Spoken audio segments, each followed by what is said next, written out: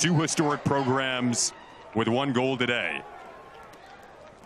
Logan Karwacki will get the day started up. Watts to return from inside of his own 10. And he will bring it out to the 15. So on the home fields, one of the few rare colored turfs and a fun setting today here at Albany State Coliseum. Isaiah Knoll is going to bring his team out for the first time.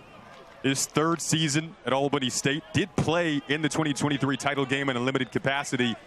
He told us, again, we're not watching the film from that, but not shying away from the fact that it's still in our hearts. And it was painful in 2023. They want to reverse that today. You see the numbers there, been prolific on the season. Got a great back next to him in Tiana Weich. Coming off the 48-3 win over Fort Valley State.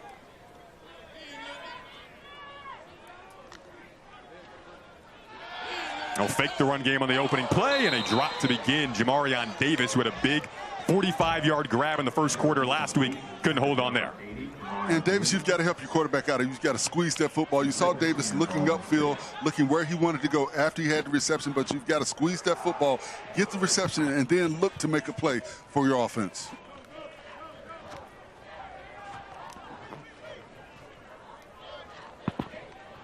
Brings up 2nd and 10. They'll have to run it here. Been good balance really all season long with Weich, who is coming off 28 yards, 10 carries a week ago and a touchdown. We'll see a couple other backs as well. Gain of 3 there. Ryan Perry with the tackle. Forrest, what do you want to see early as the first third down comes up for this Albany State offense? What do you want to see early out of them? Well, I think what you're going to see is 3-level concepts when the routes. You've got 3 wide receivers at the bottom of your screen. They're going to try to confuse those safeties from Benedict. So you're going to see those guys kind of run the same routes, but at different levels to see if they can get the safeties to react. Knoll steps up, strong throw over the middle and caught.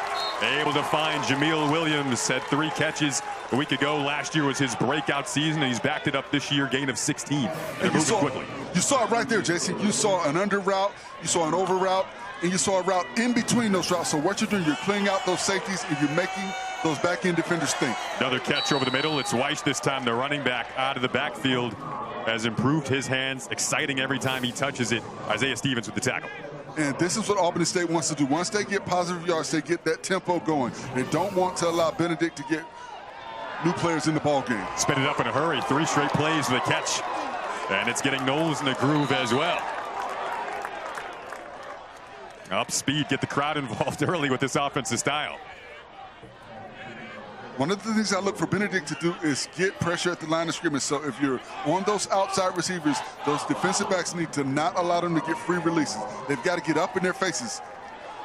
Corey Petty with the last grab, go to the ground. This time, big hole opens up over the middle and inside the 10. Weich on the carry, gain of 42. And you see those all-conference linemen from Albany State knocking guys back at the point of attack because they've been so successful with that quick pass game. They've got Benedict on their heels right now. Prompts a Benedict timeout.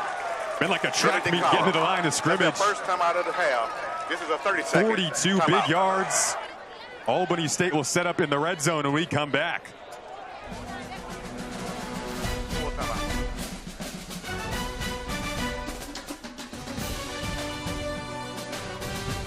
Two yards. We'll have them set up shop in the red zone as the tempo really getting turned up early on here. 1st and goal. He'll hand it off. Weich looking to stretch it. Broke a tackle. Wants the pylon. Gonna reach for it. Looks like he's gonna be marked about a yard shy of the end zone. Shea Scott with a touchdown saving tackle. And that play was made by Weich. His ability to bounce it to the outside. You've got a defender right when he gets the football, but he does a good job of not panicking, but getting it to the outside and getting positive yards. Go to the ground again, this time trying to squeak through a crevice of traffic. And looks like it'll be marked about an inch shy. And I expect them to line right back up and run behind that left side. They're 2 first-team all-conference players. It is very fast. Everyone trying to catch up. Whistles before the play got snapped. Your Benedict's here on your heels. You see all the hands on hips.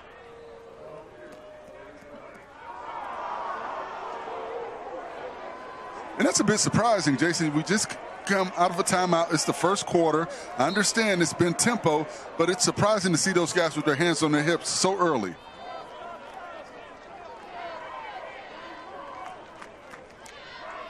So 3rd and goal from about the 1.5 yard line coming up. Weish the back again. Have 2 tight ends in there to block. Can Benedict come up with a big goal line stand? Backed up.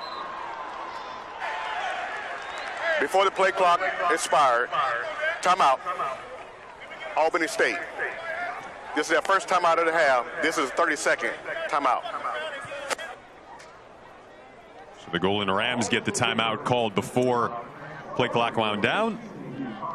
If you're Benedict, again, gives you a shot to breathe here. Forces you just kind of will on will right now to keep him out of the end zone.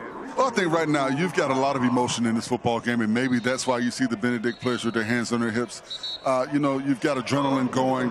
But right now for Albany State offensively, they've been able to do exactly what they've wanted to do. Not any negative plays. They're moving the ball up the field. They're passing the ball around, getting the ball to playmakers in the open space. And just when you think you've got those receivers covered, they hit you with the big run down the gut of that defense. So they've got this Benedict defense on their heels. They're thinking now as opposed to just playing. Wonder how much that last meeting just under a month ago creeps into the minds of the Benedict players. Weish the back again. Davis in there to block. Direct snap to Weish. Trying to power his way home. Still awaiting the signal. There it is. Opening drive statement for Albany State at home.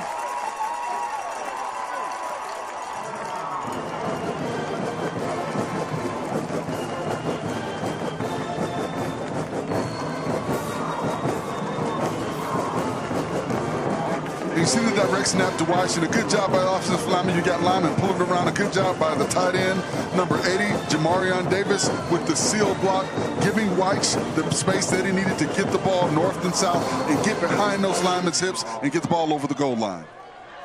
Kyle Wright on to tack on the extra point.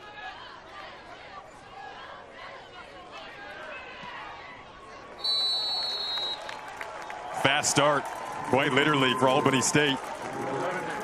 Well, they have been superb in the red zone this year. That was touchdown number 36 in the red zone this season. 48 points a week ago. Fast start this week again.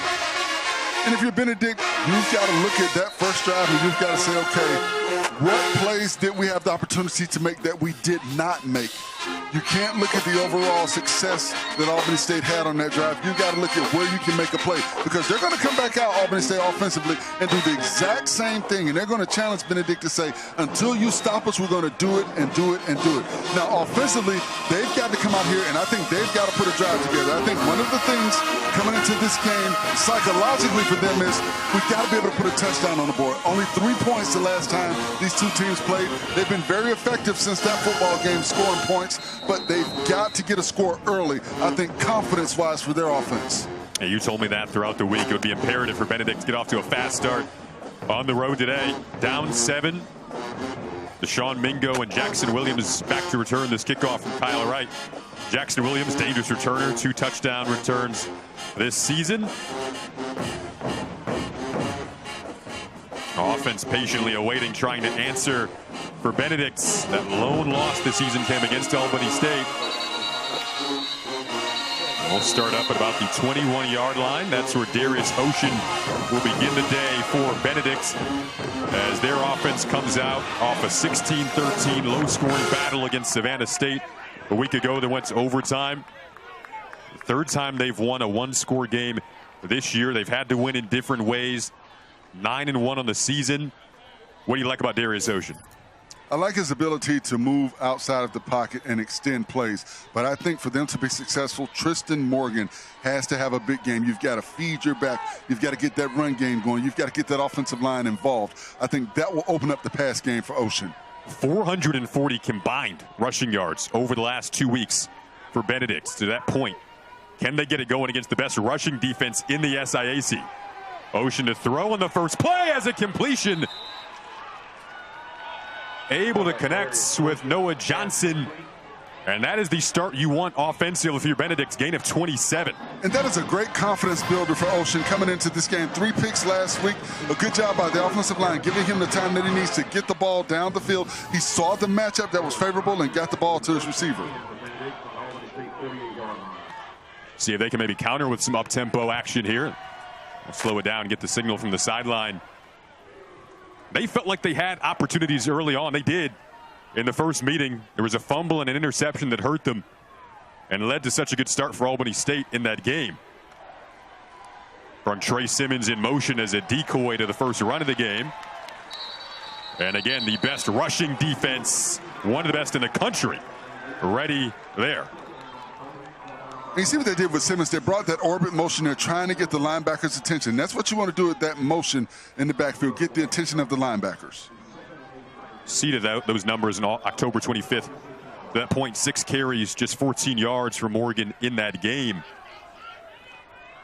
I think he's bound to have a much better day today, coming off 94 yards and a touchdown a week ago against Savannah State to punch their ticket to this game.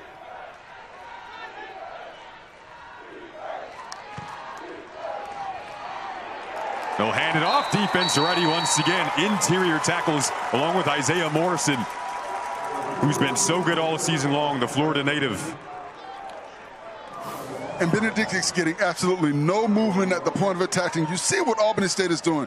They're bringing stunts. They're twisting their interior players, so they're confusing the blocking assignments of the Benedict offensive linemen. They've got to do a better job of identifying, and I think they may need to go to a zone blocking scheme as opposed to a man scheme, because right now that twist that they're doing defensively is giving those offensive linemen issues.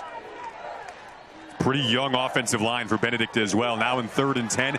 Not ideal. Ocean going to flood the pressure. Ocean trying to keep it himself and get the first down. Looks like he has it. So all else fails. Darius Ocean, improvisation.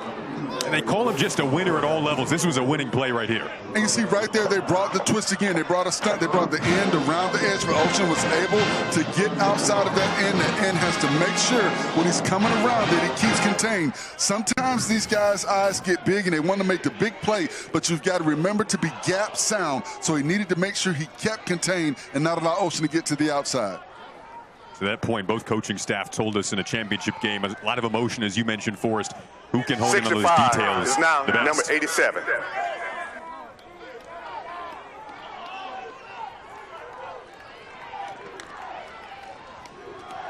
We'll hand it off again here. Tristan Morgan.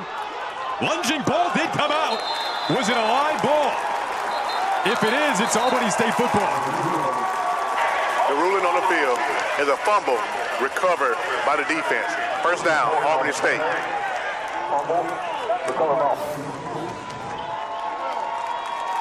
And this is kind of reminiscent of the last time these two teams played. You see a fumble right there. A great job by the defender getting the helmet directly on the football. That is what you ask for your defenders to do. Tyrell Gainey, number 39, doing a good job of identifying where the football was, getting that helmet across on that football. For Morgan, you've got to hold that ball high and tight. But, Jason, this is reminiscent of the last time these two teams played. Benedict driving the football, and they have a costly fumble.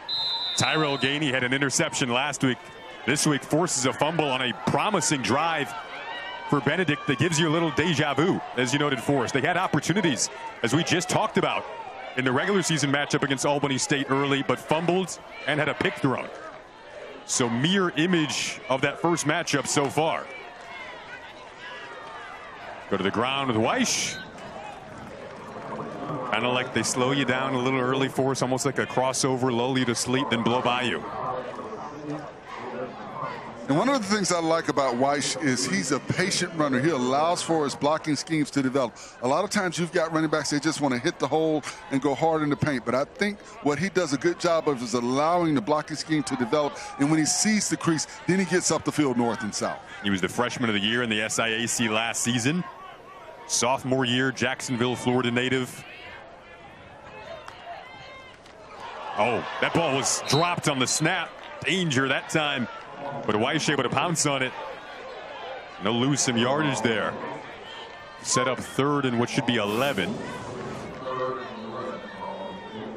You see right there, Knowles got his eyes off of the football. Now, this is an interesting down right here, because you've got an opportunity now to see Izzy Nwochukwu off the edge, and he's a very dangerous pass rusher, number 1 at the top of the screen.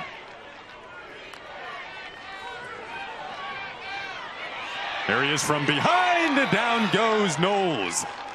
So you called it for us. They bring the heat, dial it up on 3rd and 11. And able to atone for the interception from their offense. And they did the same thing that Albany State did on defense. They brought a twist, a stunt, and Ty Patterson did a good job of getting up the field. And what you see in Ty Patterson is you've got a guy with linebacker speed on the edge coming up the field. And that's what makes him more difficult to block as opposed to a defensive lineman. Ian Kelly back for his first punt. Mingo to return. The offense where Benedict's going to thank the defense here after the fumble. Oh, that punt was blocked! Trying to pounce on it to the end zone is Isaiah Brown. He does! Punt block, touchdown. Defense answers on special teams, and now we could be tied.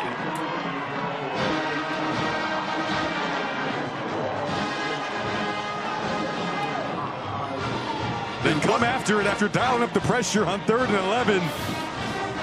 And what a turn of events. Isaiah Brown, number 31, got in there. A good job of blocking it as well as recovering the football.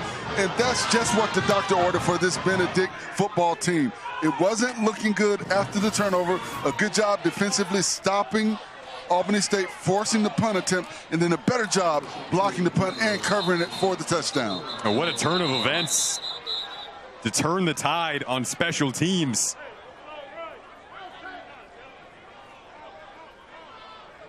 A flag prior to the extra point attempts.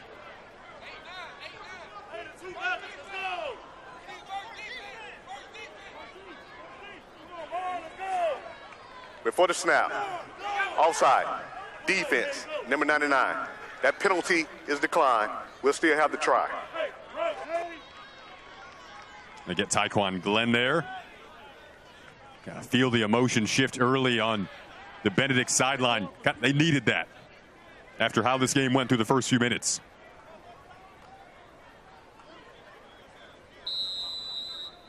Let's go. Take 2 for Karwacki.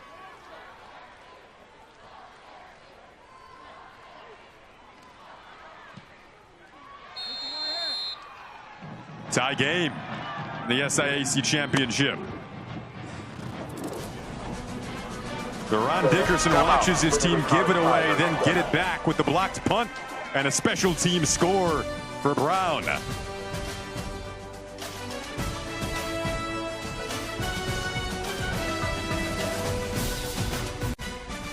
For Benedict, his first career touchdown coming off the blocked punt, and then recovered himself. And this game is tied up. Wouldn't have it any other way. A wacky, fun start to the SIAC Championship game. These teams meeting in it for the second time in the last 3 years. Benedict's won 2 out of the last 3 SIAC championships, including 2023 against Albany State. So Albany State in search of revenge today, the host team in this year's conference championship on their home field.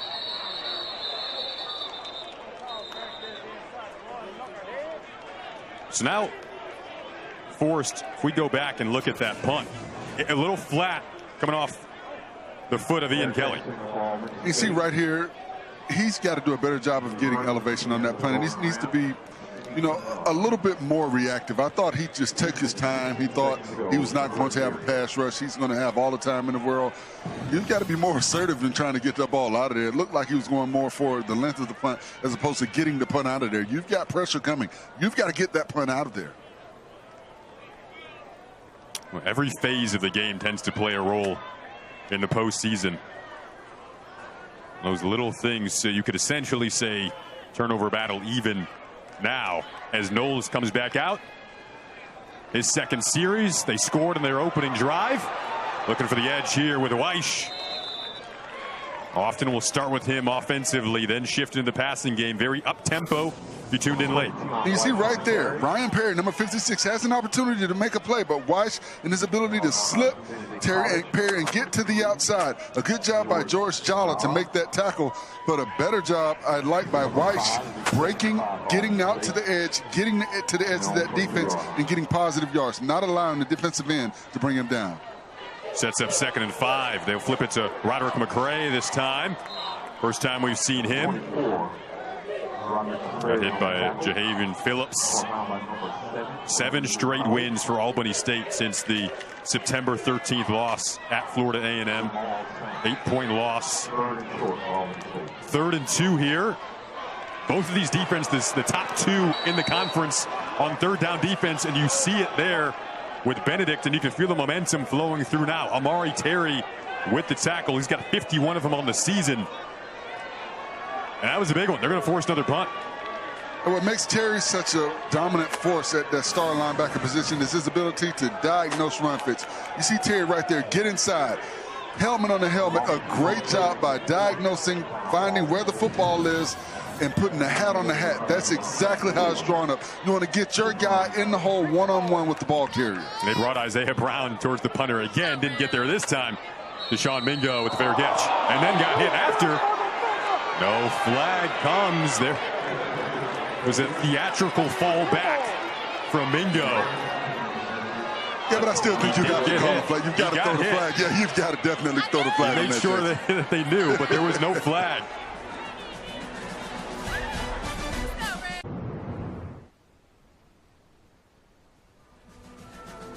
Ray Charles Plaza here in Albany, Georgia. 7-7 tie game in the SIAC Championship. Just under 5 to go in the opening quarter. This the last fair catch where you're counting the steps here for us. You want me to count the steps before the hit? I counted 4, maybe 5. I give it 5. I give 2 seconds at least between the time he caught it and the contact. But no flag nonetheless. Well, you know, they say let him play, but I mean, come on. It's Championship Saturday. You got to let him play. So now Darius Ocean and the Benedict offense come back out. Fumble last time they had it. Up the middle this time with David Smith. First time we've seen the redshirt sophomore from Houston. They call him kind of the lightning in a bottle back. Robert Floyd making the tackle there. He's been one of the top guys in the secondary for this Albany State defense. A special teams touchdown tied it. Benedict with the blocked punt. Then Isaiah Brown pounced on it in the end zone after blocking the punt. Go back to Smith trying to elude that initial breach of the O-line from this Albany State rushing defense. Has been the best in the conference all season. Hard to find the edge against him. 3rd and manageable coming up. And a good job by Clint Scales getting immediate pressure up the field, not allowing the blocking scheme to develop. You see right there, up the field, right there, on top of the back, making him bounce it out to the outside. And a good job by David Smith. We talked about his speed, his burst. If that's not David Smith, that may be a tackle for a loss.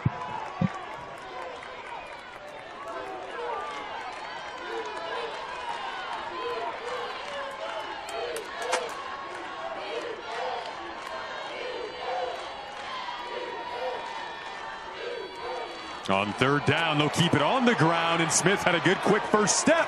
Broke a tackle as well. Picked up 7, needed 5, enough for a first down. And once again, that athletic ability by Smith to use that speed and that burst. Watch, you got initial pressure right here where Smith wants to go. And they got away with the hold on that play Benedict did on the outside, number 76, Tariq Monroe. But a good job by Smith, once again, bouncing it to the outside, finding space and getting up the field to get the necessary yards needed.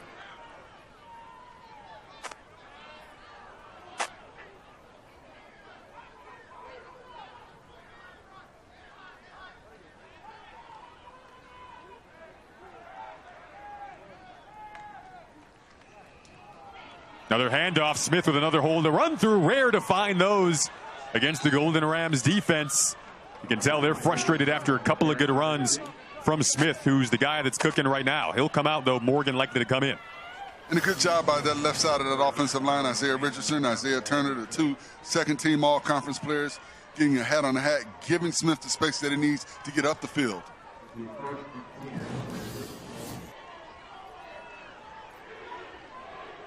Smith gets a rest. Now Tristan Morgan comes in. If that duo's cooking like this throughout the day. It's what Benedict wants, as Forrest talked about in the open. Blocking this time is Morgan for his QB, Ocean, who steps up and gets inside of the 35. And you see that escapability by Ocean. He doesn't see anything. He's got immediate pressure, and he climbs the pocket. He sees he has a lane, and he gets up the field to get positive yards. He's very elusive. You've got a defender right there, Andrew Ruffin, 53, with an opportunity to make a play. But Ocean, with his ability to escape pressure and get up the field. Last year, their now redshirt freshman QB Jackson Jensen got injured. So they went out, recruited Ocean, landed him. He's taken over this starting role this year. Felt like he was a guy that could guide them to November in a conference championship game. He's on that stage now, and he's dancing again with his legs. Gets out of bounds here. And a good job by Cerise Peterson, number 92, getting up the field, getting past the offensive lineman, pressing Ocean, not allowing him to plant and get north and south. Ocean wanted to get north and south, but 92, Cerise Peterson did a good job of getting penetration and not allowing him to set that foot and get north and south. See Peterson there, just the redshirt freshman from Georgia. Brings up 3rd and 5. Definitely a down to keep an eye on today, because these are the two best third down defenses in the conference. Benedict has already converted once on 3rd down in this series. Second time they've been inside the 35 of Albany State. Last time they fumbled. High snap there. Ocean under pressure, and he gets dropped back. Lost his helmet after a heavy hit from Joshua Jones. Loss of 9. And if you saw what Albany State did in that play, no stunts, no twists. We're just going to bring the house. Everybody come downhill, and we're going to bring and see if you can block us one-on-one. They brought more than they could block. It started out with a high snap for Ocean, so that started to play off negatively. And then he's got immediate pressure coming from the outside. There's nowhere for him to step up in the pocket because he had pressure in his face. A great job by the Albany State defense. And really pushed him out of field goal range in the process. So punting unit comes on. Colton Ford, sophomore from Arizona. Cameron Watts back to return. That's the end of the first quarter. That'll happen when we come back. 7-7 start. Second time in the last 3 years these teams have met in an SIAC championship game. That trophy on the line today. Fittingly a tie game after one between the conference's two best.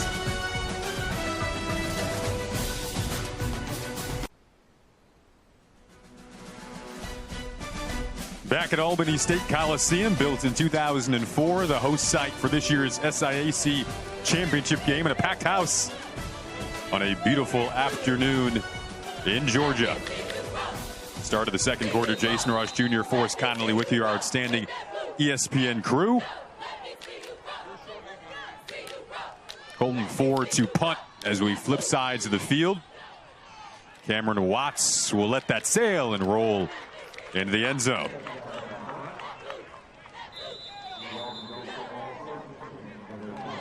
Now, do you think Forrest missed opportunity on that last drive? That second time they've gotten inside the 35 of Albany State, Benedict's offense. Absolutely, but Albany State's defense has done a good job of making a big play when it was needed. I like what they brought pressure on that play. They brought more than Benedict could block. And when you have that type of pressure for a quarterback, he needs to be able to get the ball really quickly and diagnose where the pressure is coming from, because that's where his open receiver will be. But because of that high snap, he had to first initially make sure he got possession of that football, which I think allowed the defense to get to him.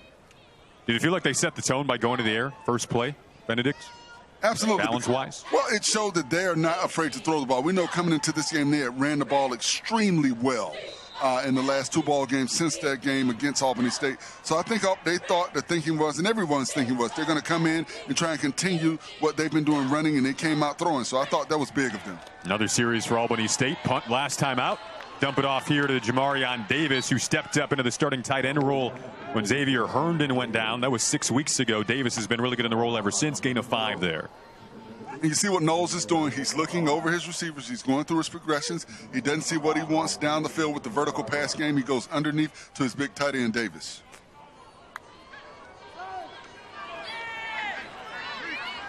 Isaiah Knowles, their QB, third year in the program, played in the 2023 championship game against Benedict, in search of revenge today.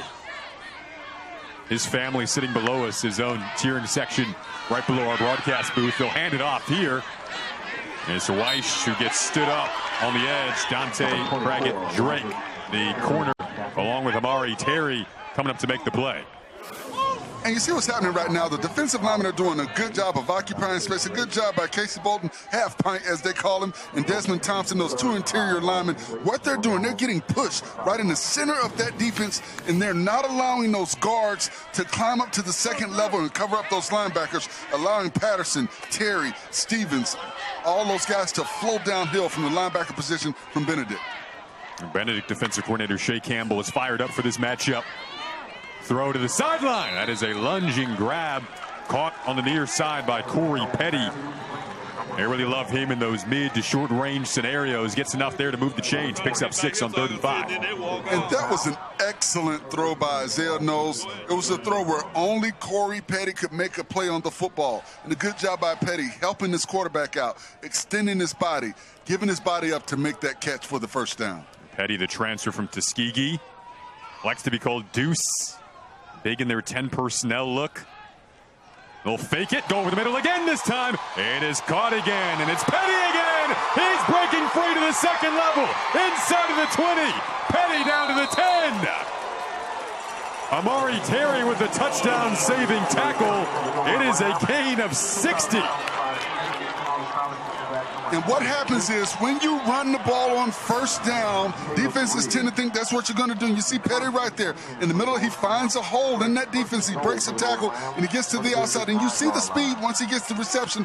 One of the things that was big in the last game were chunk plays. 5 over 20 yards. That's the first one this afternoon. First and goal, up the middle and down to the 5 goes Weish, who's been so good in the red zone this year. They've got 36 total red zone touchdowns as an offense, really elite in this part of the field. Trying to break the tie early on in the second quarter. Albany State scored first on their opening drive. Benedict answered with the blocked punt and pouncing on the blocked punt in the Albany State end zone. See the red zone numbers for both of these teams. Most of the time when you look up the stats for these two squads, they're either first and second, flip-flop them in practically every category in the SIAC. So you truly have the two best going head-to-head today in the conference championship game. Knowles under pressure, eluding pressure. Gonna pump, gonna hit the end zone. Isaiah Knowles on the quarterback keeper for the Golden Rams for an ASU touchdown. Makes the score. Albany State 13, Benedict Tigers 7, pending the PAT. And that was a good job by Knowles. Initial pressure from Casey Bolton. But what I like what they did, they condensed the formation. They tightened everything down, which created outside areas for Knowles to first go for the potential pass. He initially wanted to pass the ball to Weish, but they had that covered up. You see his ability to reverse field, get back to the other side of the formation. And because of that tight formation, he had space to get to the outside to score the touchdown. Kyle Wright on to attempt the extra point. Albany State, similar image to how they began the opening quarter of this game. Going down the field in a hurry. It was 6 plays, 80 yards, 3 minutes and 22 seconds. A 60-yard catch and run from Corey Petty set him up in the red zone. And then Isaiah Knowles, an elusive run to cap off the drive and put the Golden Rams in front, 14-7.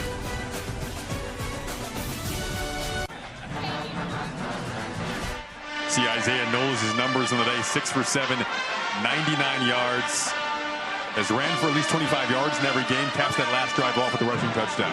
He got the big play to Corey Petty on that last drive. And I think what he's doing again is spreading the ball around. There's not one receiver you can key on if you're Benedict. And that ability on that last play, you saw the escape ability, his ability to read and take what the defense is giving him. He wanted to go to his receiver out of the backfield, but he played it smart. He kept the ball. He faked as he was going to throw the ball. He knew he could get back on the other side of that offense to that offensive line because of the condensed formation that they had with everybody inside and get to the edge to get that touchdown. He told us yesterday that I trust the O-line with my entire life. I have all season long. And they are leading the way so far for him to have a very poised day. You know, it's interesting. We talked about it. When you look at what Albany State brings to the table, they've got 3 first-team all-conference players: the left tackle, the left guard, and the right tackle. But on the other side of the football, or excuse me, the other side of the field, you've got a Benedict team with 3 second-team all-conference players on the offensive line at the left tackle, left guard, and center. So if I'm an offensive lineman and I'm second team, I'm feeling angry because the guy across the field has got my first-team vote. So I'm coming and trying to knock somebody off the ball. So I look for both of these offensive lines to continue to have great afternoons. So many little revenge plots in the narrative of this matchup. Squeaking through a hole there. Good job from the offensive line, leading the way for Tristan Morgan. Those young guys, Isaiah Richardson on the left tackle side, Moses Eccles at left guard, both freshmen leading the way here. When you look at those 2 big guys, one thing that they do a good job of, Isaiah Richardson does a good job of getting to the inside shoulder of those defensive ends and turning them out, giving that lane. And Isaiah Turner, he's crashing down on that 3 technique. I've also seen David Smith break some good runs in this game for Benedict. Running game that's been at their best over the last couple of weeks. 440 combined rushing yards the last 2 games against Savannah State and Virginia Lynchburg, both victories. Well, if you look at the left side of that offensive line, they average 6'3", 325 pounds. So I love what you see over there. Those are some big fellas. Those are people movers. Look at the play selection so far. You know what they're bringing to you. Kind of like expect the best on best today, because flip it over, Albany State's been the best rushing defense in the conference all season, particularly the last couple of weeks, only allowing 54 combined rushing yards the last 2 weeks. They will try to throw it this time. One-on-one, looking down the sideline, and it is broken up. Had intentions there for Noah Johnson. There on the coverage was Evan Witt. And a good job by Tristan Morgan picking up the blitz, and a better job by the defender. And he could have, it was very, very close right there to be an interference. The defender needs to do a better job of turning around and locating the football a little bit early. Evan Wynn may have gotten away with one on that play because he got to the receiver prior to the football getting there. I think he needs to do a better job of turning around and locate the football. But I also like what I saw from Tristan Morgan, number 0, picking up the blitz. It's a big 2nd and 10 play. That only other pass they had completed. That was the first play of the game. Ocean will hand it off again here. Smith the back this time. And the defense ready, the number 1 rushing defense ready to rock and roll again there. Just a gain of 1. And it's interesting, Jason, we talk about the lack of passing. One of the things we talked to the coaching staff about with Darius Ocean is those 3 turnovers they had last week. And they said they were doing some things different to help him out to prevent those turnovers. And I think what they've done is they said, we're not going to throw the football. We're just going to run the football. But you're running against the best run defense in the conference. So you've got to pick your poison. And I think you've got to put a little bit more trust into Ocean and allow him to try and get the ball down the field. Yeah, 3 interceptions last week, but he's an experienced guy. Of course, knows how to battle through any sort of turnover struggles. 3rd and long here, kind of an obvious passing down situation. Unless he opts to run it, which he can do, but won't have a chance to do that because he's brought down in the backfield. Iman Davis from his linebacker position, able to make the play. And right there, the all-conference left guard, Isaiah Turner, got beat on that play, number 77. You've got to do a good job of maintaining your blocks, and that starts with getting inside hands. You've got to get those hands inside the shoulder plate. He got those hands outside on the shoulder pass, and what that allowed is for the defensive lineman to disengage. You want to be able to control those guys. It's got to be a hand fight out there. It's kind of like when you're a boxer. Boxing doesn't just put his hands out. It keeps those hands moving. Boom, boom. You got to keep punching to keep those guys off of you. Colton Ford to punt this away. Pretty short punt.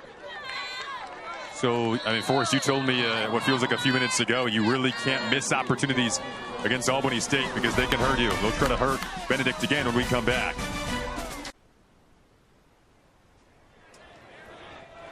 Isaiah Knowles comes back out, still 6 of 7 through the air, 99 yards. He has looked so poised all season long. That consistency rolling over into Championship Saturday today just sounded so calm when we chatted with him yesterday. Loves the offensive line in front of him. They've been guiding the way so far. That last drive, 6 plays, 80 yards. Little trickery this time, and a big hit on Amari Stewart. And he is slow to get up. Ty Patterson, a crunching hit that you could hear from up here, Forrest. What's interesting about Ty Patterson, he's described as a violent finisher. And watch the violence that he finishes with on this play. You've got to keep your head up, son. You're coming around on that jet sweep action. You've got to know these linebackers are coming downhill. But an offensive lineman, that is your assignment. And that's what happens when you have a missed assignment. You've got to get up and cover those guys because they're coming downhill, especially a guy like Ty Patterson. 6'2", 245 pounds of aggression. Other ways they described him, extremely passionate about football. I think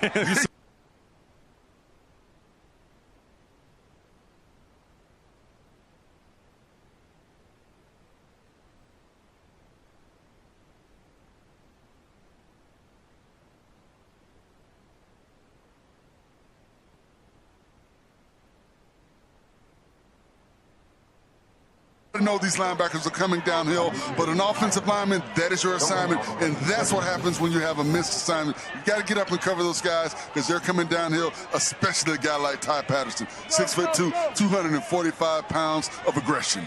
Other ways they described him, extremely passionate about football. I think you saw that in the replay.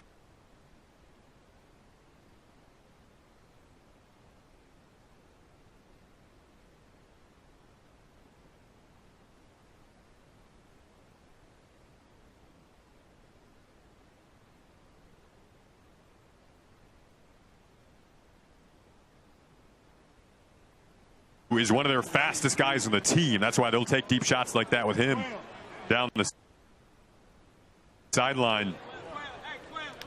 But having trouble emerging up over there out of bounds.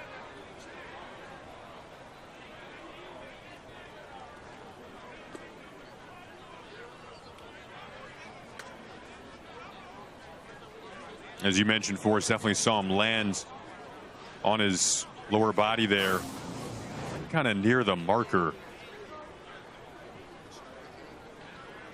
Went down hard. Yeah, hard and awkward. And hard, and like I said, you just hope that that's maybe the wind being knocked out of him. A great attempt on that football. He almost had it. Great route concept. And like I said, I like what he did. Kind of snaking the defensive back, slowing down a little bit.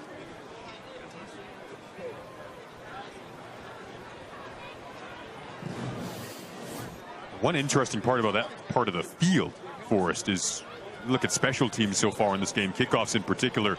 They've all been to that side, knowing the sun has been in the eyes of the returner, which has made special teams kind of a challenge today. The lone Benedict score came on a blocked punt. Looks like Stewart is up. Good to see that.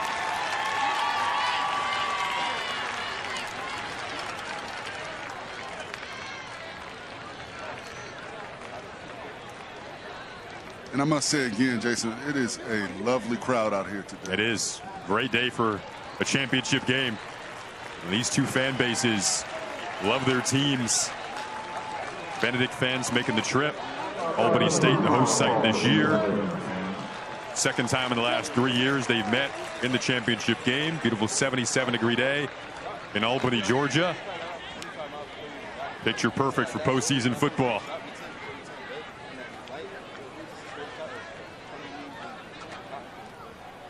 What a great sight to see him able to walk over to the other side of the field. We'll keep an eye out for Amari Stewart. Head coaches today, Albany State, Quinn Gray. He was ready for this one. Ron Dickerson on the other side for Benedict. Both of them telling us you want to be remembered in November. Who can come up with the big plays, execute the details, overcome the emotion.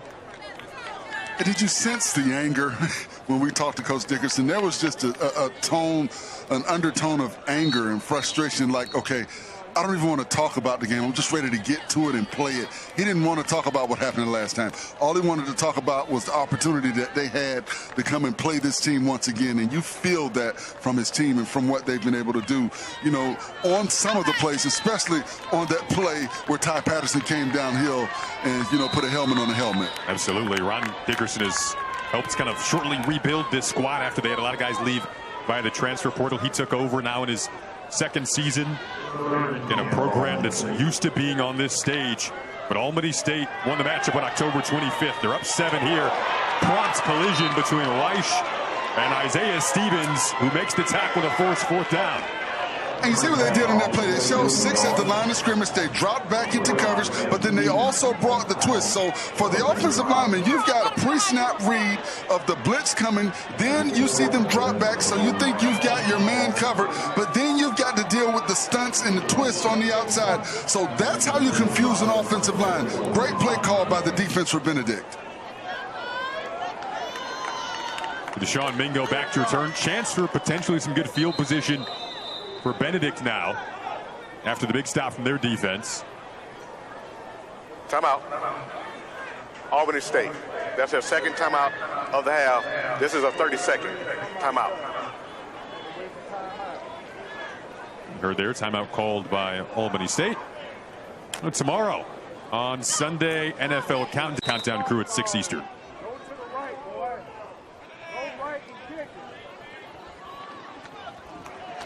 Ian Kelly to punt, and Mingo drifting back instead of his own 30 at the 28. A 38-yard punt, and now Benedict an opportunity to answer big stage of the game if they can do so. 6:53 to go in the 2nd quarter of a 1-score game. Now the question, I think, Jason, is from the Benedict side of the field, does Coach Dickerson, does Coach Clayton start to trust their quarterback a little bit more and allow him to throw the football? I think they've got to be more diverse offensively. Right now their identity is running the football, but you can't run the football against the #1 defense against the run in the conference, the #4 defense in the country against the run. You've got to be more diverse with your offense. Just 2 pass plays so far, one of which was on the first play of the game. So we'll see, Forrest, if they make those adjustments.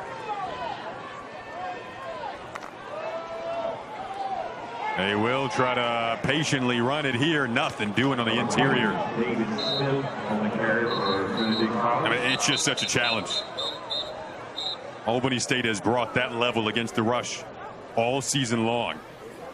That not changing today. And when you look at the challenge, you've got Abraham Klingscale, 6 feet, 285 at 1 defensive tackle. You've got Cerise Peterson, 6'1", 290. So both of these guys play with leverage and play with low pad level. And that's what makes it difficult to get movement in the interior part of that defense from Albany State. Benedict offense has been inside of the Albany State 35 twice. Didn't score either time. We'll hand it off again, trying to run again, staying very low, right down to the turf. David Smith will merge up off the blue turf. Almost crawling here for us. And I think right there, what you saw from Albany State is Chauncey Brown, number 45, get caught up in the mix. For a linebacker, you need to sit back, be able to diagnose, and then when you see the ball carrier, get upfield. Big 3rd and 1, still with the 2 timeouts and 2 minute. And they get pushed back. #1 rushing defense in the conference steps up again. Tyquan Glenn, 6'1", 284 in the interior, filling the hole. And a better job right there by Chauncey Brown, number 45. He diagnosed it, got up there, got a helmet on the football, and he allowed pursuit to get there to make the tackle. That is what you do, as opposed to running up in there and giving your body up. You sit back, you diagnose where the football is, then you get upfield and attack the ball carrier. Don't give them enough on forward progress for the fresh set of downs.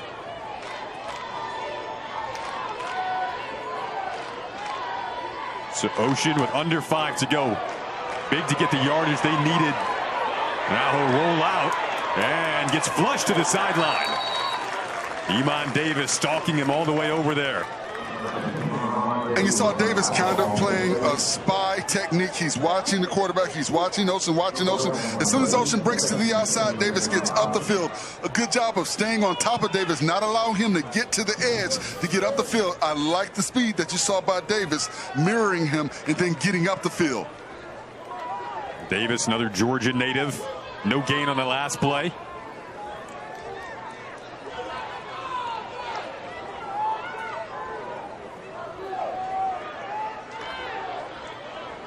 Morgan the back, quick first step. Gets brought down, sets up 3rd and manageable here after a gain of 4. So now another big third down coming up. They've converted twice already today. And you see how quick Morgan hits this hole. If the tackle is not made right there by number 99, Tyquan Glenn, Morgan may still be running. You see Morgan asking for the face mask, but I think Glenn did a good job of getting him around the top of the shoulder pads and getting him down. Kind of a statement to keep running it against defense that's been so good.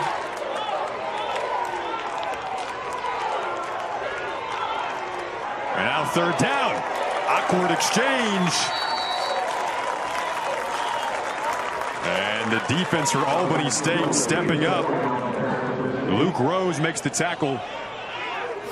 And because they're continuing to run the football, you see the Albany State defense just collapse everything to the inside. They squeeze the pocket, not allowing for any lane to develop for the running back to get up the field. I think if you're going to try and run against this Albany State defense, you need to try to get to the edges. Right now, they're crashing everything down inside. You see defensive ends hopping to the inside prior to the snap of the football, once again confusing the blocking assignments from the offensive line for Benedict. Smart decision to punt here. Absolutely. Cameron Watts awaiting it. Let's see the roll. It's going to take a Benedict roll. To the 15 is now still 2:35 to work with for Albany State. Offensively, we know how quickly they can move after the 44-yard punt. What kind of tempo you look for out of their offense here? I look for that tempo offense from them to line up on the football if they get positive yards. And one of the things that Knowles does a great job of is spreading the ball around, getting the ball to his different playmakers on the outside. You've got Davis, you've got McCray, you've got Williams, you've got Jackson, you've got Dorsey, Petty, Stewart, and you've got the backs out of the backfield. So he's got a plethora of people that he can get the ball to. It all depends on that all-conference offensive line, those three first-teamers. Can they block on the edge? Can they give him the time that he needs? And can he get the coverage and the matchups that he wants that are more favorable? The last drive resulted in a punt. Knowles, their consummate leader all season long, going to work again here.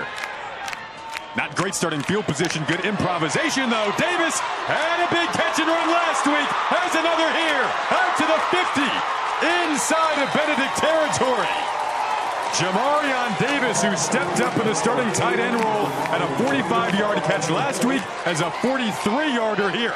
And you see, this is what they call a bait play. What Davis does is he acts as though he's blocking Amari Terry, and when Terry thinks he's got pressure on the quarterback, they throw the ball right to him because Knowles know that nobody's there to cover Davis up because the guy that was supposed to be covering him, Terry, thinks he's got pressure and is going to make the sack. Well, this is where they start moving quickly. Knowles directing traffic, lost it up. Was that hauled in bounds? They're going to say incomplete. Over on the sideline, Knowles thought he had his target. And Javion Jackson. Ruling on the play that the pass was incomplete. This is the 2-minute timeout.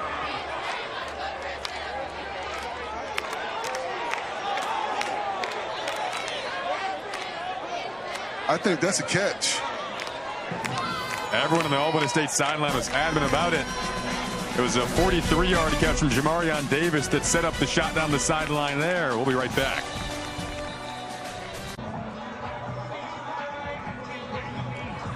So the ruling on the field, that last incomplete catch from Javion Jackson. We're going to take a look at it here so you can see the chances of it potentially getting overturned.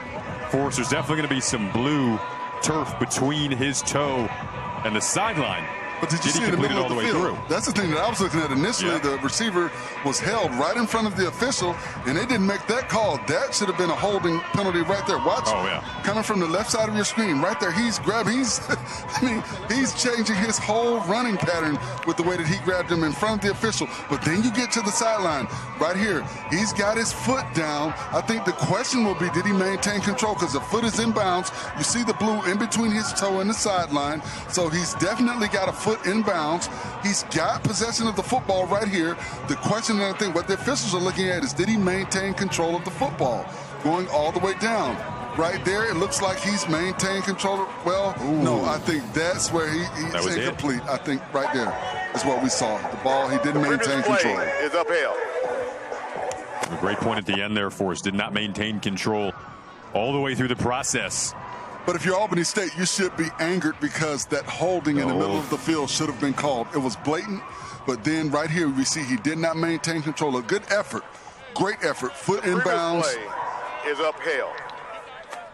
That was Williams hanging on for dear life on what should have been a hold call, as you mentioned there. Nonetheless, in the scheme overall of this football game, that was a big call for Benedict to get in their favor, trying to desperately keep Albany State from making this a two-score game heading into the locker room. Well, this is a big defensive series for Benedict on the road here in this SIAC Championship game. And if you're Albany State, you want to get some points on the board on this drive. You know, Benedict will get the ball coming out in the second half. So you want to go up 2 scores at halftime. It would preferably be another touchdown, but if you can at least get 3, you add a little bit more pressure onto this Benedict offense to come out and show that they can score. Because once again, we talked about it in the last football game. They were only able to get 3 points. In this game, they only have 7 because of the block punt. So offensively, they have not been able to get anything going against this Albany State defense in these last 2 games. Yeah, special teams responsible for the lone score. No one's going to step up. Gets flushed, lofts it up, open target caught. Inside of the red zone. Jameel Williams this time. And that's a special play by Knowles. He got pressure from the outside, but because the guards in the center did a good job of keeping the depth, he's able to climb the pocket. And as he gets those linebackers to react, he keeps his eyes down the field. Open left side. Opportunity for Weiss. Gets inside and just at the 6-yard line. Prior play was a gain of 24. That's a gain of 7.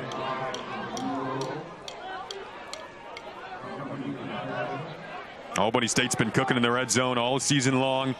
Last time they were down here, Knowles utilized his legs to get in himself. His family sitting right below us on the edge of their seats, watching the grad student from Tampa and transfer from Navy a few seasons ago go to work once again nearing the end zone.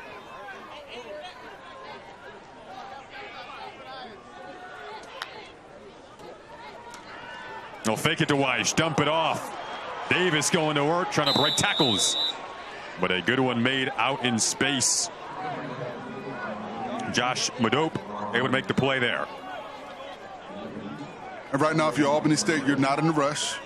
You want to let as much time tick off the clock as possible. Because if you do give the ball back to Benedict, whether you score or not, you don't want to give them the ball with a lot of time left on the clock. Staring at making this a 2-possession game heading into the locker room. Not guaranteed yet, though. Nothing guaranteed between these 2 teams. Quick dart of a throw. Caught. Ball did come out. You're going to say that was incomplete. Never completed the process. Cam Williams made a great hit to jar it loose and force what should be a field goal attempt. And I tell you what, Jason, I'm a little disappointed in the offensive lineman, Zamir Pellissier. You've got an opportunity right there to catch the ball out of the air and do what every offensive lineman wants to do. Make a big play, big fella. Grab the ball and get to the end zone. Don't put your hands up like you don't want it. It's not a hot potato. Now that's the voice of an offensive lineman who knows the feeling of scoring a touchdown. Or craving one. Kyle Wright on to attempt a 29-yarder. Big one to try to make it a 2-score game. Under minutes to go in the half. Benedict would get the ball to begin the second half. We get a flag. Delay game. Offense. 5-yard penalty. Still 4th down.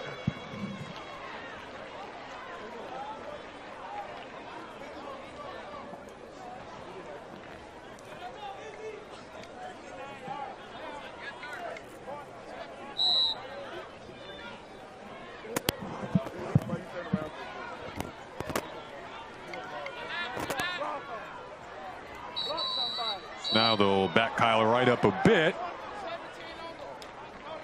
Looks like we get a timeout called prior to the field goal. Timeout. Benedict. That's their second timeout of the half. This is a 30-second timeout. Well, the NWSL playoffs roll on. We'll have the second semifinal matchup of the weekend. The defending champs, the Orlando Pride, will square off against Gotham, the 2023 champs. Coverage begins tomorrow afternoon at 3 Eastern on ABC, ESPN Deportes, and the all-new ESPN app. It's postseason. Best time of the year, postseason in the SIAC Championship game today. Trophy on the line for all the conference marbles in a packed house here at Albany State Coliseum. Built in 2004 and the host site for the first time since 2019 for this SIAC Championship game. And now 34-yard field goal attempts for Kyle Wright. An important one to try to make it a two-possession game.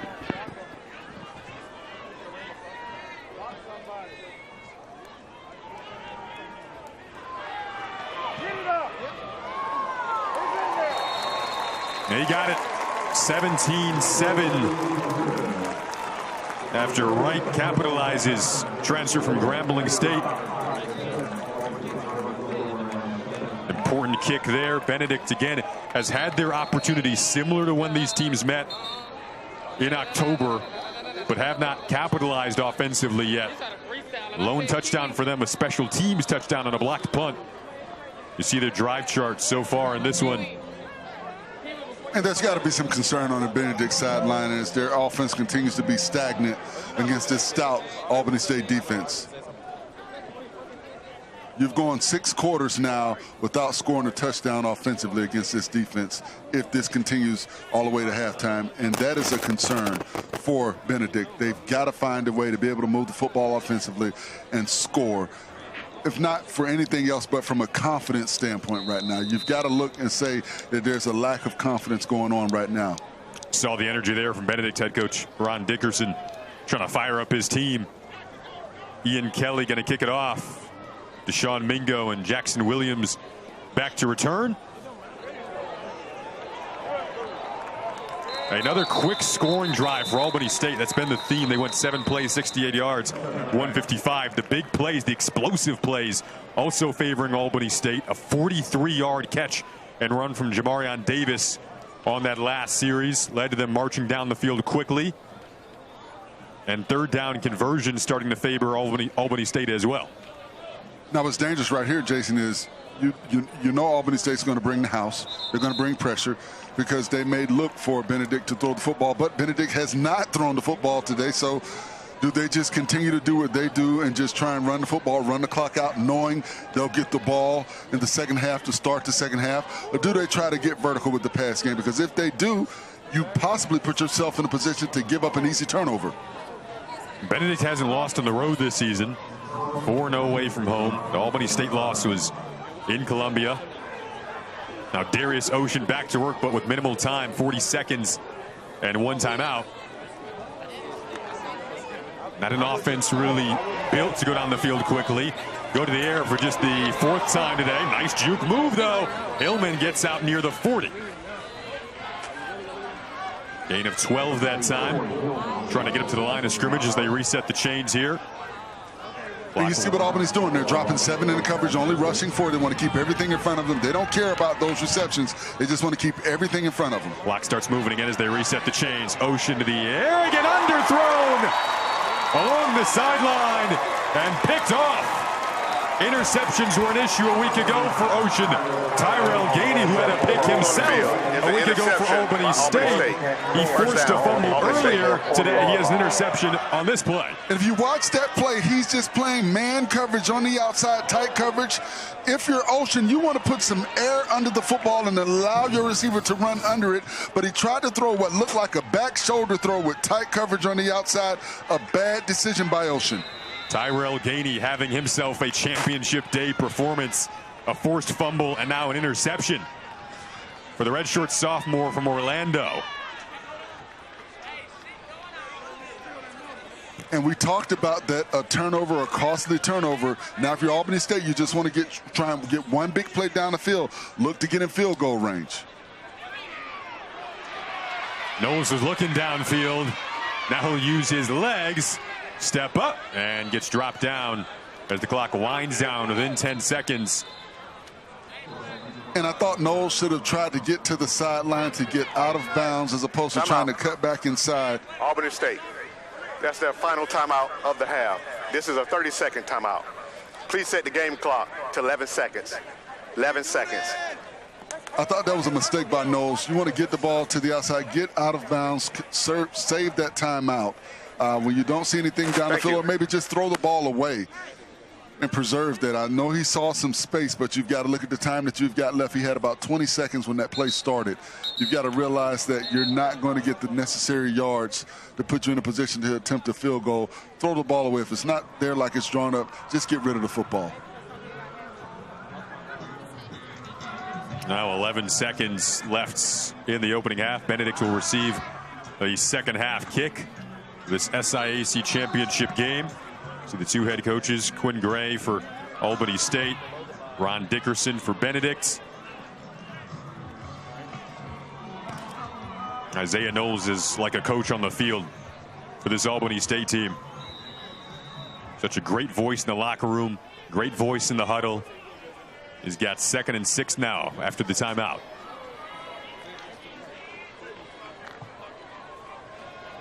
Maybe a chance for 1 to 2 more plays. He has a lot of blue in front of him. Inside of the 50, going to get out of bounds with 2 seconds. And I think now you set yourself up for a Hail Mary attempt. Good job by Knowles getting as many yards as possible, getting out of bounds, stopping the clock. Now you want to get your biggest and tallest receivers, your receivers that are possession receivers, guys that can get up and high point the football, put the ball up in the air and see if one of those guys can go and make a play for you, or possibly get an interference call and put you in field goal range.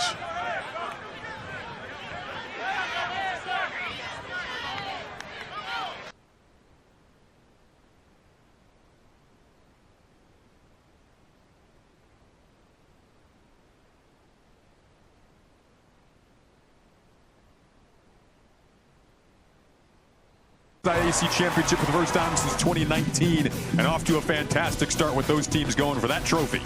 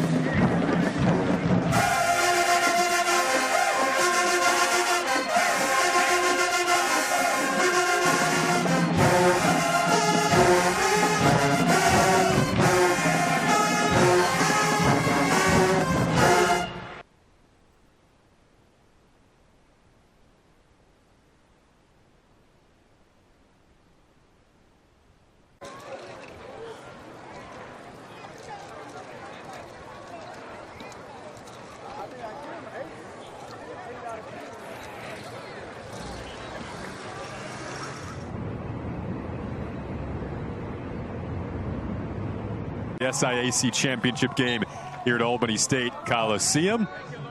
A fun start to this one. These teams meeting for the second time in 3 years in the conference championship game. Jason Ross Jr. alongside Forrest Connolly here with you inside of the booth.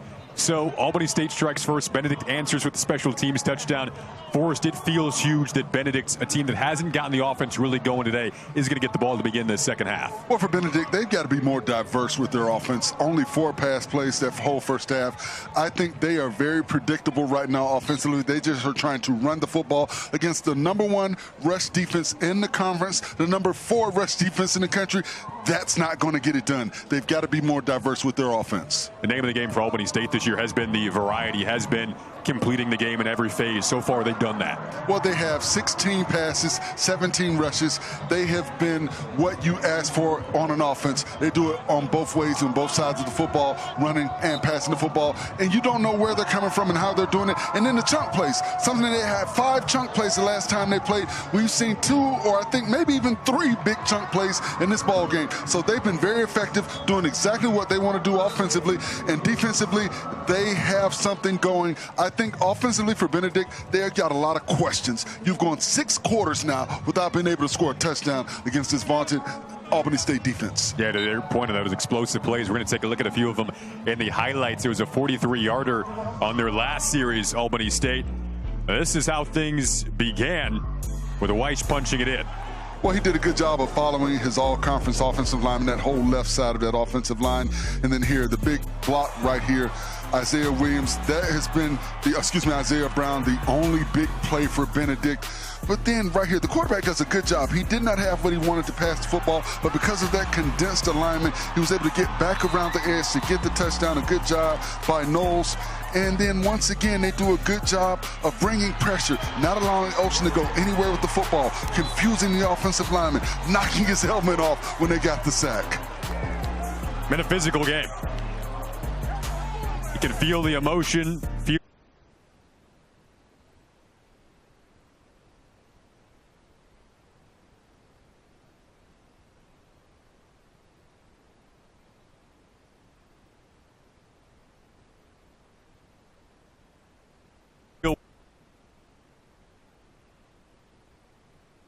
Second half here, see fairly even outside of the total yards.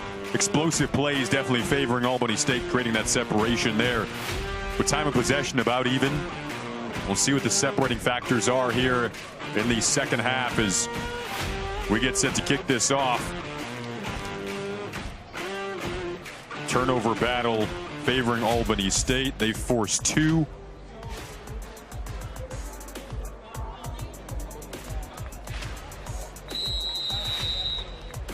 Quinn Gray, the head coach for Albany State, on the right side. Ron Dickerson, head coach for Benedict, on the left side. Their teams have 1 half to play for an SIAC championship. And Williams back to return here, looking for the edge. Got to the 20. It was a circuitous route to get there. And this Benedict offense feels big that they get to begin the second half with the football. However, they have struggled, Forrest, and they're now game and a half against Albany State this year. Well, I think for Benedict, they've got to show that they can score a touchdown right now. 6 quarters, no touchdowns, only 3 points. And you see the graphic right there, 16 drives, 11 punts, 3 points. That is not going to get it if you're expecting to win a championship, especially against this stout defense. And the farther they fall behind, the more they put themselves in a position to have to pass the football, which will allow this abusive pass rush by Albany State to get up the field and attack Ocean in that passing game. They'll hand it off, opening play of the second half. The lack of balance was surprising in terms of play selection opening half. I know you want to see the adjustment happen at some point.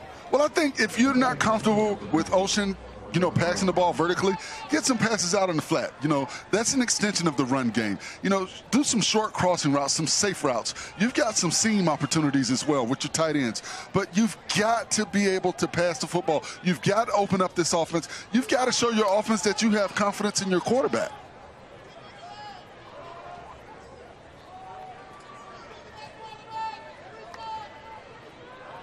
They'll let him throw it here. Goes to the air after a couple of pumps. Again, kind of what you were noting there, underneath, short route.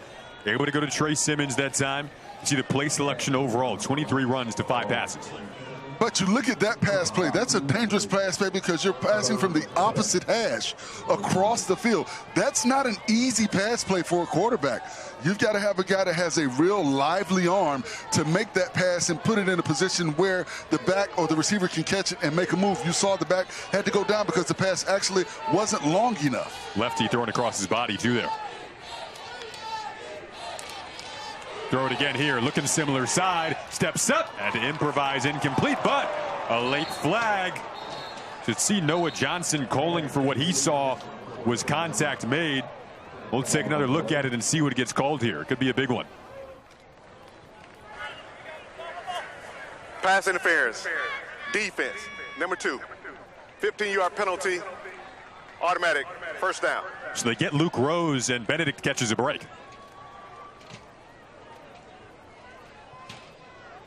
But you've got to start allowing your quarterback to pass the ball downfield. A good job by Ocean, taking what the defense gives him. He sees an opportunity. The receiver's not even looking to make a play on the football. You've got to turn around if you're Johnny Orneas Jr., the true freshman, and look to give your quarterback help. Look to try and make a play for your quarterback. Look and see where the quarterback is looking. You never know when you're going to be the option that the quarterback looks at. High snap, they'll give it to Morgan, rips through the hole, broke a couple of tackles. That is what they need out of the run game. Don't want to, of course, totally abandon that either because it's been the bread and butter over the last couple of weeks when they've been the best rushing team in the conference. But when you pass the ball a couple of times, now you get the defense to thinking about the pass game, which allows you to create opportunities for your run game to get going.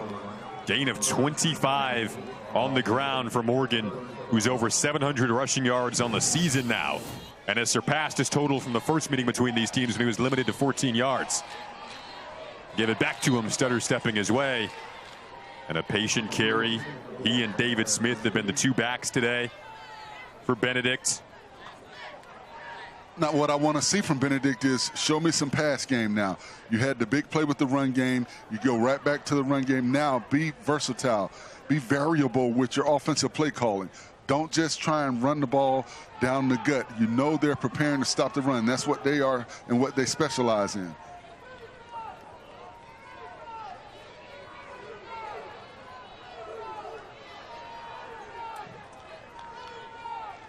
The crowd trying to get into it early stages, second half. Morgan just slipped up that time. Benedict's last won the conference in 2023. Aiming for a third title in 4 years. Albany State, their most wins since 2021 when they went 10-2, won the conference championship that year. And if you're Ocean, when you see the defensive line shift pre-snap, you need to hold up on that snap count, allow your offensive linemen to get their new reads so they can understand what their blocking assignments are.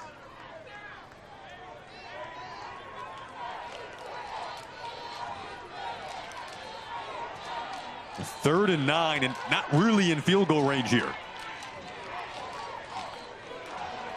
Ocean quickly pressured, eludes it, but then gets tracked down, and they lose a couple more yards. Looks like Aiden Henningham got there along with Isaiah Morrison.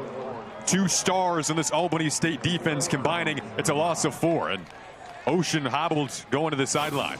And you see what they did? They showed 5 at the line of scrimmage and they brought 6. The offensive tackles are doing a poor job of setting back. They're standing straight up. You've got to get kick steps back. You've got to keep your shoulders square to the line of scrimmage. Give your quarterback some width in the pocket to be able to go side to side. If you're standing up, you're giving a short corner, allowing those defensive ends to get immediate pressure on your quarterback. Colton Ford, Arizona native, on to punt.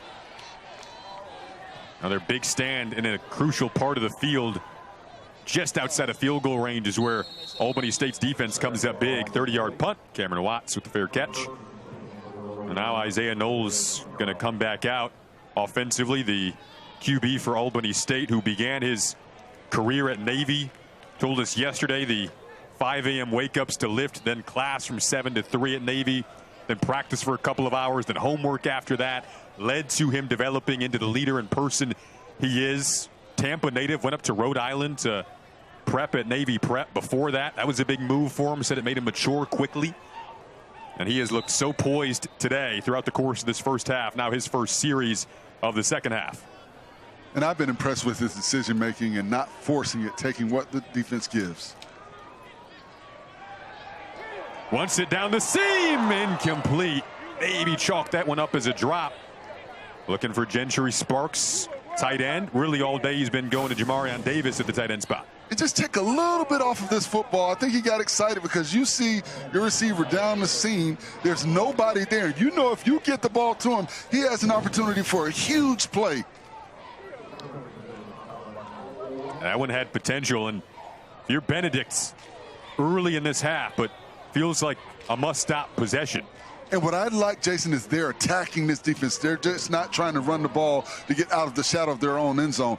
They're attacking this defense with the idea of trying to score, trying to get it on a big play. That's been the difference today between the mindsets of these teams. Some adjustments from Benedict defensively. This time Albany State runs it at them.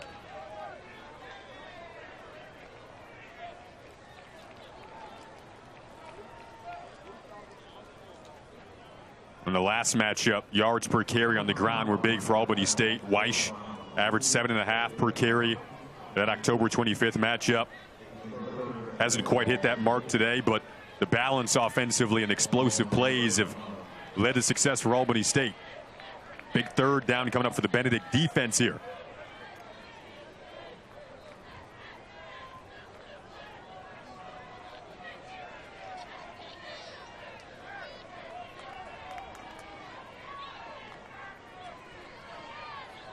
Knowles well protected. Offensive line continues to do a great job. That ball, though, in and out of the hands of the intended target, Amari Stewart. Great coverage from Cam Williams to just stick with it for us. And I think he ripped it out of there. And Cam Williams, the guy that had an interception the first time these two teams played. You see him doing a good job of backpedaling, keeping his eyes on the receiver and getting a hand in there and knocking it out right as the ball gets there. That's exactly how it's drawn up from a defensive perspective. A good job by Amari Stewart trying to squeeze that football, but a better job by Cam Williams knocking that ball out. Deshaun Mingo, punt returner, is setting up inside of the 50. So they're going to have some great field position coming up and a big opportunity for Benedict offensively.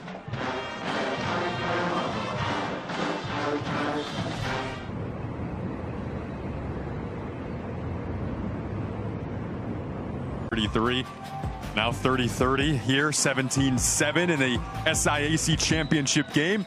Albany State up, Benedict with a massive opportunity. Darius Ocean comes out, presented with a gift in the form of their best starting field position all day. In plus territory at the 45 of Albany State. Flushed, though, gets that away, so doesn't lose yardage on this. Derek Drayton had the pressure there. We were wondering if Drayton would play today. He's got 6 sacks on the season. Was a big question mark entering the day for the Albany State defense. You see here total yards through the first 2 drives of the day for Ron Dickerson's team versus the last 4 drives. Those first 2 they were moving it. Got inside the 35 twice of Albany State, but didn't score either time. There was a fumble, and then they gave it away. So 17-7 the score because of that. Only have so many opportunities to capitalize against this Albany State defense. Can they do it here with such great field position? Here's what Albany State's doing. They're only rushing forward, but they're running with that stunt defense, so they're bringing those defensive tackles, looping them around to the outside and crashing down with those defensive ends. And what they're doing, they're continuing to mess with the blocking schemes of Benedict. Crowd gets involved on third down. Quick throw right at the sticks to Malik Mullins. We'll see where they mark this. Regardless, you'd be going for it if you don't have it. Absolutely. You've got to go for it right here. You've got to challenge your offensive line to be able to get you 1 yard. And they're going to call it 4th and about half a yard. Well, these are the big moments in the championship game.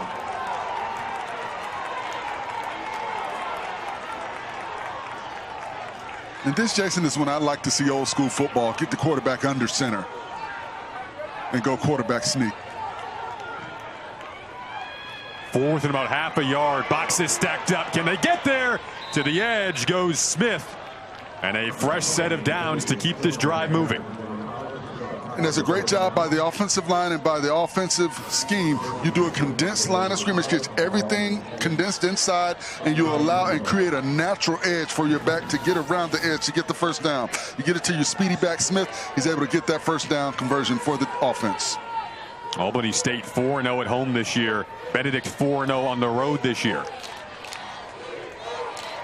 Ocean going to drop back, goes over the seam, has a target, has a completion. It's Simmons inside of the 10, keeps his feet alive to the 6-yard line. Biggest pass play of the day. It's 28 yards, and Benedict is cooking in the red zone now. And a good job by Ocean. You see the receiver found a hole in coverage, got himself set up for his quarterback to find somewhere to go with the football. A good job by Simmons. Go back to the ground, running defense ready for Albany State. Isaiah Morrison, their guy on the edge, comes up big again. Loss of 1 that time. In the red zone now, down inside goal line territory for us. What do you think of here play call wise? Well, I think if you're Benedict, you can't be predictable. I think right now on second down, this is an opportunity to try to get a short route, get the ball out. If you don't feel comfortable with your quarterback going down the middle of that defense, throw it out in the flat, get the ball to a playmaker in space. Allow one of your playmakers to get one-on-one with the defender. Yeah, you got 3 wideouts here that could all potentially be one-on-one situations. And I think David Smith in the flat is a good play. Quick throw, quick catch. And a touchdown to Troy Hillman. This is a 4-point game.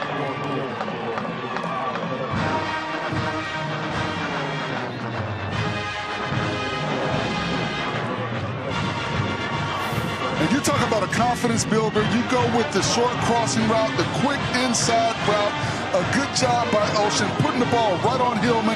Hillman does a good job of squeezing that football. And it all started with Albany State not getting hands on that receiver, giving him a free release off the offensive line. You've got to get hands on him. That's a timing route. You allowed him to get off. Extra point was blocked. Now Albany State trying to take it back. It is Tyrell Gainey, who had an interception and forced a fumble earlier. Now he takes the blocked extra point attempt back. What a championship day for Tyrell Gainey.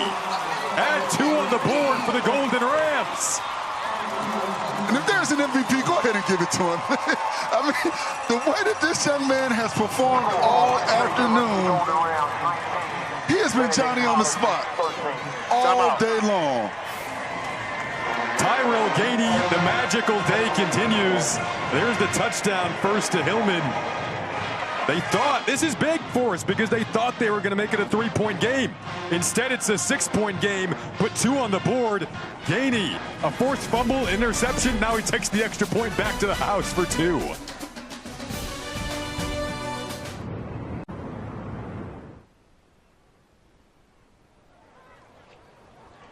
But Tyrell Gainey today, forced fumble, interception, almost caught a Hail Mary because they had him playing both sides of the ball at one point. And now takes the extra point attempts back here for 2 points. We'll see it. Joshua Jones had the block. And he came right from the middle. And you see Gainey right here running down the field. Now, I'll tell you one thing that was dangerous. His teammate is running. You can't see it from this angle, but he's pointing back at the defender. And you could have gotten an unsportsmanlike penalty on that play, so you have to be very careful. I know you're excited and you're upbeat about the big play that you just made defensively, but you got to be careful. You can't antagonize the other team. Gainey's got to feel like he's on the playground right now, just playing every position after school one day. But no, he's in a championship game and having a magical performance. Cameron Watts and Jameel Williams are back to return for Albany State. Watts has it. He gets brought down quickly just past his own 20-yard line. But a 1-score game now. Benedict, it was big. We'll keep an eye on how that progresses score-wise, because had the extra point attempt simply gone through, you're looking at a 3-point game. Instead, a 6-point game with 6:33 to go in this third quarter.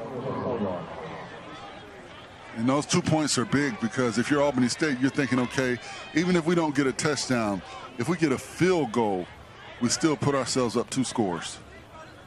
It's a great point moving forward. And the Benedict defense come up big again. They set their offense up with their best field position of the day.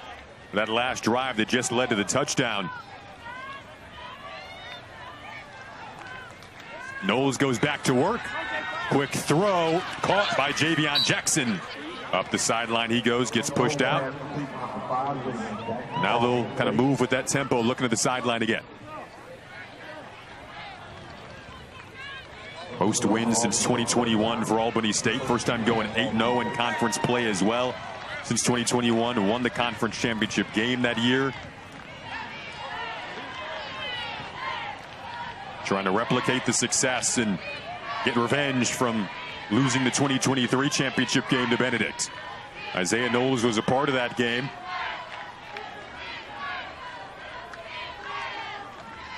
He'll go again. This time pumping and going deep down the sideline. Incomplete. Wanted Jameel Williams. Back on the coverage was Dante Craggett-Drake. And I think he's going to get a roughing the passer on this play. Yeah, right in that zone is where you have a couple of flags down.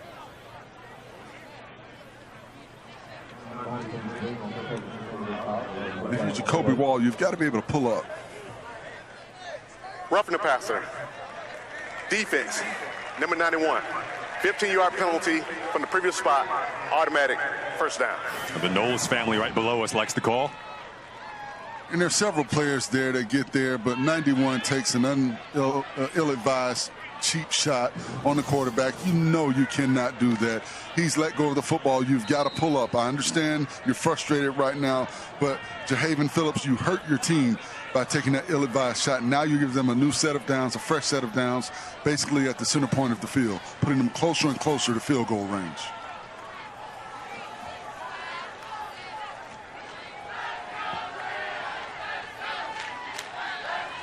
All year long, haven't been able to give Albany State anything and expect them not to capitalize on it. We'll stop forward progress here. Then, Forrest, you told me before the game these teams don't like each other. See an example right here. They absolutely don't, but I'm a little disappointed in Leon Wesley, the first team offensive guard, the left guard on that play, number 62. He had an opportunity to make a block. If he makes his block and maintains his block, there's an opportunity for a big play on that play.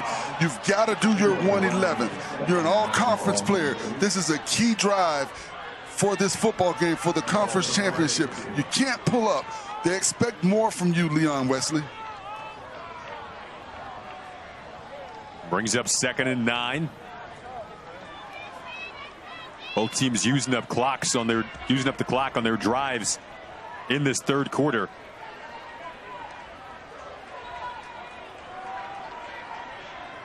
Five on the play clock here for Isaiah Knowles. Gets down to 2. They get it off. Pressure comes quickly, and he goes down quickly. Racing off the edge was Nakocha.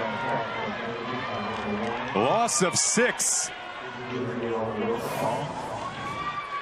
And a good job right there, understanding that the Albany State offense was under pressure to try and get the snap before the play clock wind it down, and they brought a delayed blitz on the left side of the offensive formation. They did not recognize that everyone blocked down. There were no offensive players to block those two defenders coming off the edge.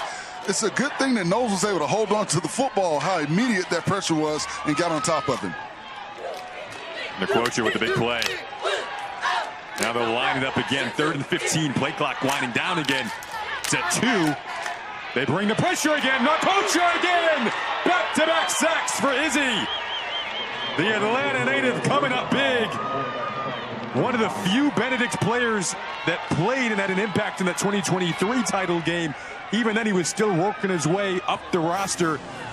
He has arrived in this game today. Well, he's going in virtually untouched, and that is poor recognition by the offensive line. And once again, I think you've got those guys in a position where they're rushing to get the ball snapped. Maybe you take a timeout and slow things down just a tad bit if you're the offense for Albany State. Well, big plays from the Benedict defense and their star player, Izzy Nakocha. 40-yard punt. Big opportunity for Benedict offensively when we come back in the dwindling stages of the third quarter. Forced defense today for Albany State. They have bottled up the run as they have done all season long. Well, they've got an upfield. They play with violent hands. They've clogged up the lanes, and they play gap sound, keeping the edges, not allowing Benedict to get around the edge. And when they've tried to run in between the tackles, there's been nothing doing. They have done everything that you can ask for from a run defensive perspective and slowing down and stopping this Benedict offense. Now, they've got some big plays that last drive, but that was the first time they've been able to get lively with that run game, as they've been super effective stopping this Benedict run. There's Tyrell Gainey. He's been the star today defensively for Albany State. A forced fumble, an interception. Also took the blocks point after attempts back for 2, which is the difference right now, making it 19-13. Benedict offense goes back to work, scored in the last series. What a hurdle there. Tristan Morgan just doing everything and anything he can to pick up yards. Got 5 that time.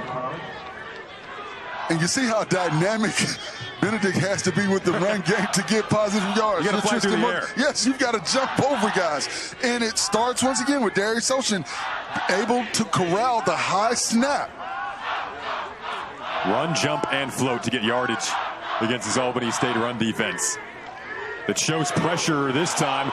They run to the right side. It's Morgan again. I've also seen David Smith today. They like to preach patience in the run game. They call it slowed through, then explode through is the motto.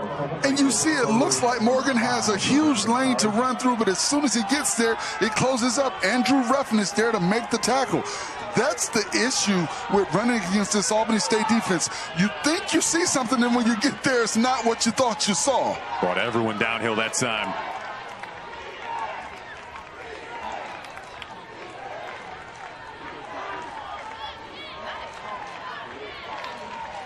Third and 4, 2 minutes to go in the quarter. Quick throw, unable to make the grab was Noah Johnson.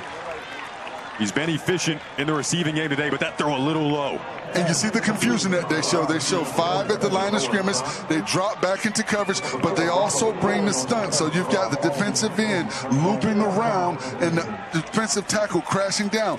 That is what makes this offense, this defense so effective. That is what makes them such a hard defense to block, because you don't know where the pressure's coming from. You're always guessing and thinking. And for Ocean, that's what you want to do. You want to make him uncomfortable back there, thinking he has to get rid of the football immediately because he's expecting the blitz. Colton Ford back to return. Jamil Williams comes up, makes the fair catch, 36-yard punt. And now the offense for Albany State, with the goal of trying to make this a 2-possession game, goes back to work.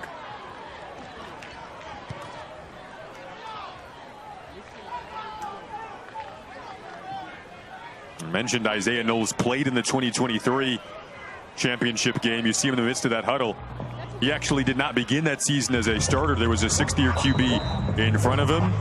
They started off 0-2. Knowles became the starter. Then he went down with an injury, returned the day of that title game. 6th-year starter gets injured, backup gets injured. Knowles, who hadn't had much reps in practice that week, comes in, very minimal practice, plays in that game somewhat unexpectedly. And today it was all expected, though. He's been the leader all season long. They'll hand it off, and working the left side is Weish. Gets up to the 40-yard line. Isaiah Isidore, Tampa native, with the tackle. There is a flag down.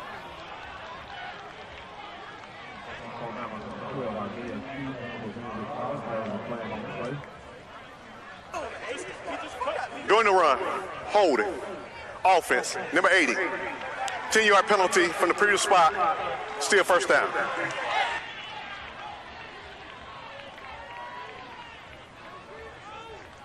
That's going to set Albany State back. This chess match continues. Benedict had struggled offensively before piecing together that scoring drive, took advantage of the field position, setting up at the 45 of Albany State. How can their defense come up big again as we wind down this third quarter?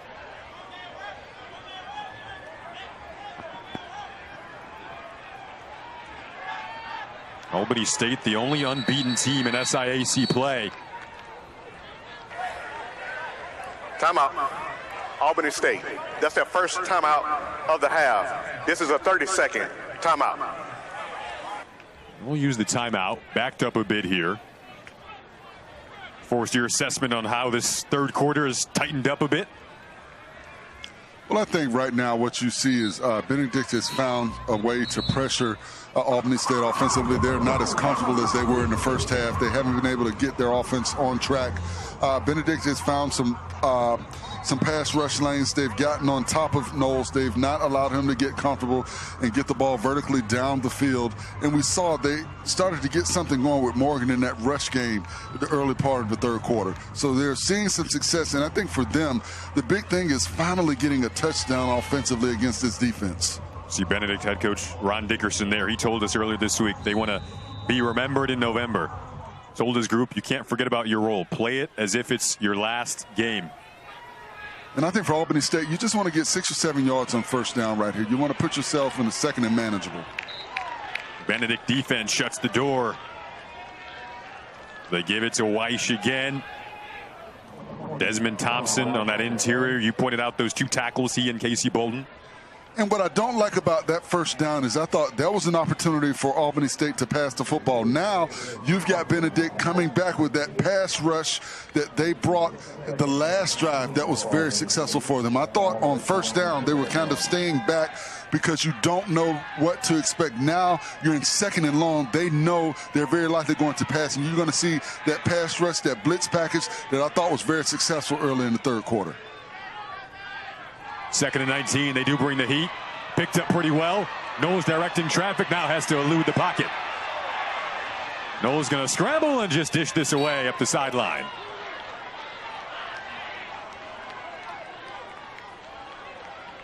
And that's one of the difficulties. When you become predictable on offense, it allows the defense to bring the pressure packages.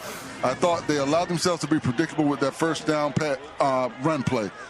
A good job right here, back end coverage, and I thought what Knowles did, which was smart, get to the outside. You don't see an ability to get north and south, get as far out, try and continue to extend the play when there's nowhere to go with the football, get rid of it out of bounds. Momentum-wise, can you try to wind down this third quarter and then set your offense up in good field position if Benedict gets the stop here?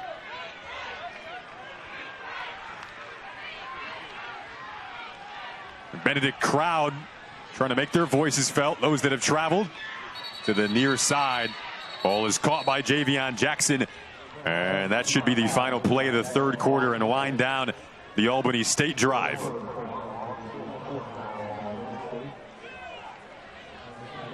And here we go, a fourth quarter for All the Marbles. SIAC Championship trophy on the line. Benedict and Albany State, second time in the last 3 years they've met on the conference championship stage. A one-score game heading to the fourth, and why not?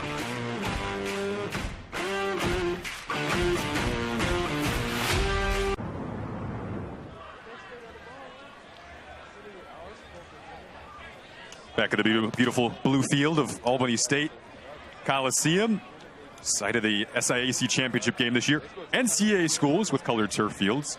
Forrest, you've checked a few of these off their list. You've been to Eastern Washington, Eastern Michigan. You've done Central Arkansas. I've done Coastal. You've done Boise State. No, I haven't done Boise State. You haven't done Boise State? I haven't done Boise. Add that to our lists. We get a blue field here in Albany, Georgia today, and it's a big stage. Punt coming up here on 4th and 11 after the Benedict defense buckled down in the second quarter.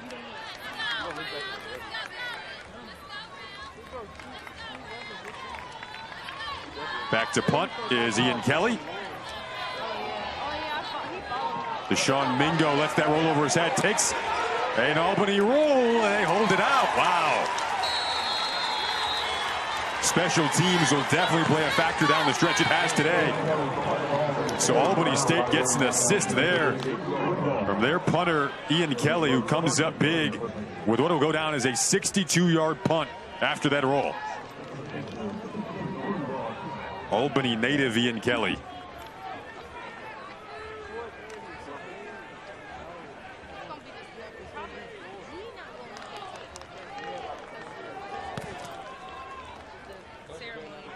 Now the offense comes out for Benedict, but pinned back.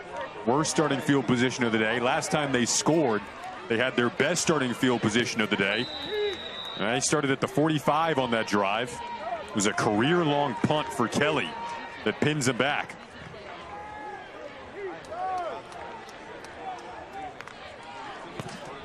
Just trying to get some breathing room here, and forced. They might not have gotten out of their own end zone. We'll see where they mark this right now. They're giving him forward progress, but I don't know about that. It didn't look like it live. I don't know about that. It was very close. Let's see right here. Yes, okay. He did get. He Just may have squeaked gotten out right across the line of scrimmage. They're looking where the ball is when he got grabbed by the defender. But a very dangerous play. You've got to hit this going downhill if you're Benedict. And then because they are so uncomfortable with Ocean passing the football. It feels like dangerous territory, especially in a one-score game. Play clock was winding down. Still in the game. Offense. Half the distance to the goal. Still sitting now. I mean, you can't put the ball any closer to the goal line. Yeah. If you're a Benedict fan right now, you are on the edge of your seat as your team is on the edge of their goal line. And if I'm a defender on the outside, I'm getting contact. I'm playing press man. I'm not giving up a free release, and I'm jumping every short route. Albany State defense trying to pounce. Nearly forced a safety. Now here's the breathing room that Benedict was looking for. It's Trey Simmons able to escape on the blue turf. And that should be enough for a first down. And a bad decision by the Albany State defender. You've got to jump that. You've got to know that he's going into a back pedal. I don't like that play right there on the outside by Evan Wynn. You've got to jump that route. Adjustments are such a key part of the postseason. We have seen Benedict make the adjustments in the passing game. Another quick throw underneath, that one incomplete, but forced. It is kind of what you're seeing now, replicating the mindset you wanted them to get into, which were those short throws underneath. Absolutely. You get the ball to your playmakers in space, allow them to do what they do in a one-on-one situation. You can't be afraid to throw the football. You've gotten all the way to the championship game. You're facing the team, the one team that beat you this season. You get an opportunity to go to their house and do what they did to you at your house. But for a bigger prize, you've got to open up this offense. Benedict felt they didn't play, in their words, Benedict football in the last meeting between these teams. That was a 31-3 loss to Albany State on October 25th. Different story today. Much closer game on, as Forrest mentioned, a much bigger stage. Biggest stage of the season. Driving them back that time, Isaiah Morrison, who had a great day on the edge of that defensive line for Albany State. And now you got Benedict behind the sticks. You've got him in 3rd and 8. This is when you jump those short routes. This is when you don't give up a free release on the outside. This is when you show them a blitz package, but you drop back into those pass lanes if you're Albany State. You've been able to get pressure with 4. Drop 7 back into coverage. Stay in all those pass lanes. Stay gap sound with your pass rush. Albany State's defense has been phenomenal on 3rd down all season. Big one here, especially field position-wise if they get the stop. Ocean gonna roll. Ocean looking downfield, has a target in stride! It's Troy Hillman! What a play on 3rd and 9. But there is a flag down. And a thing that has plagued them all afternoon. Prior to the pass, holding, offense, number 77. Half the distance to the goal. Still 3rd down. Negates what would have been a 43-yard gain. Wow. And when you've got 5, you should be able to block 4, and that's the second team all-conference offensive guard, Isaiah Turner, number 77. You see right here, you've got to move your feet. You've got to be a dancing bear on the outside. You see him not moving his feet, grabbing the defender's jersey. You've got to be able to sit down in your stance and get those feet moving. And when he gets away from you and tries to disengage, you just drive him where he's trying to go. You know your quarterback is an athlete, and he'll be able to make a play with his feet, but you've got to drive him. You can't hold. You've got to sit down, and you've got to dance like a bear.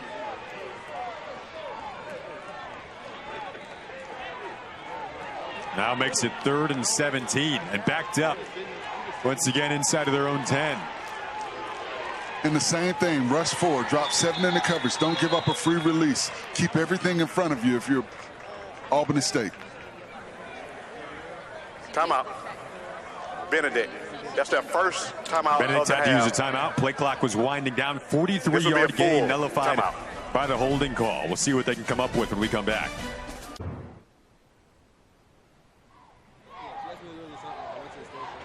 $11:50 to go in the fourth quarter of the SIAC Championship game. And prior to that break, a 43-yard play, what would have been negated by a holding call, backs Benedict up. What could be a game-altering play, had it been converted, would have been momentum in plus territory. Instead, down 6, 3rd and 17, fourth quarter. Ocean looking, pocket collapsing. Ocean trying to stay out of his own end zone. Pulls a magic trick out of his hat, then gets brought down at the 5. Avery Weeks finished it off, and now the punting unit will come out. And one of the issues that you have to have from the Benedict sideline is you've got 4 rushing against 5. I see they're running stunts, but you still should be able to block 4 with 5. That's a lack of movement by the offensive linemen. They've got to sit down in their stances. They've got to be able to dance. They've got to be able to move, and they've got to be aggressive at the point of attack. You've got 7 back in the coverage, so you've got to give your quarterback, Ocean, time to find an open receiver. You've got to give the receivers time to find an opening in the coverage to be able to make themselves a target for the quarterback.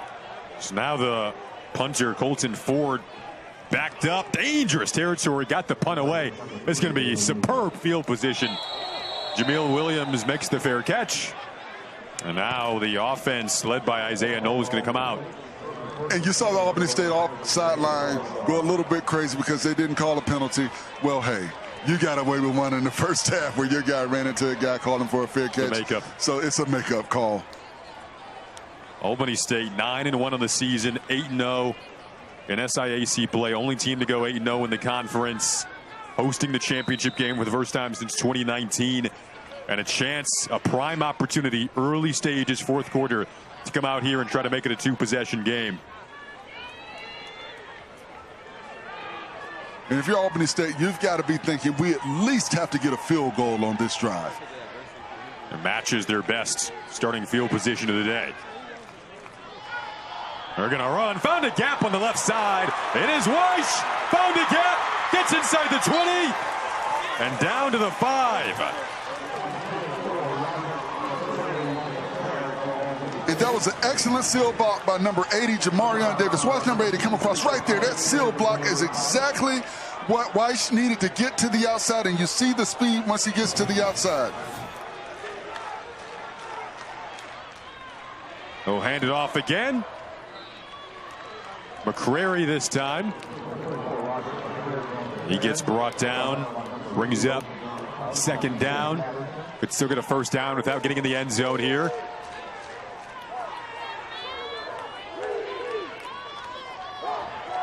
And actually, that was McCrary on the first drive. That was McCrary. I'm sorry. They're going with him on this drive. But a good job following that block by Jamarion Davis to seal and give him the space that he needed to get off the field.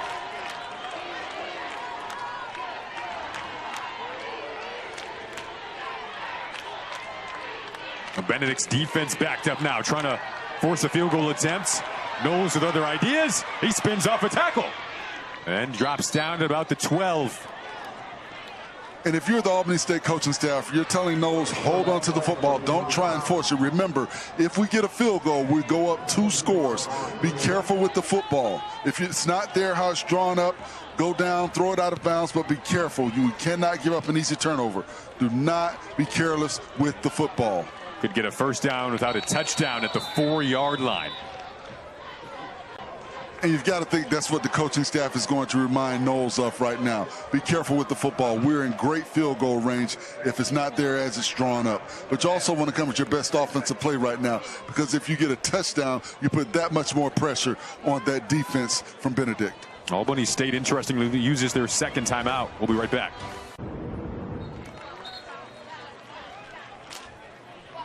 So take a look here, bottom left of your screen in the end zone.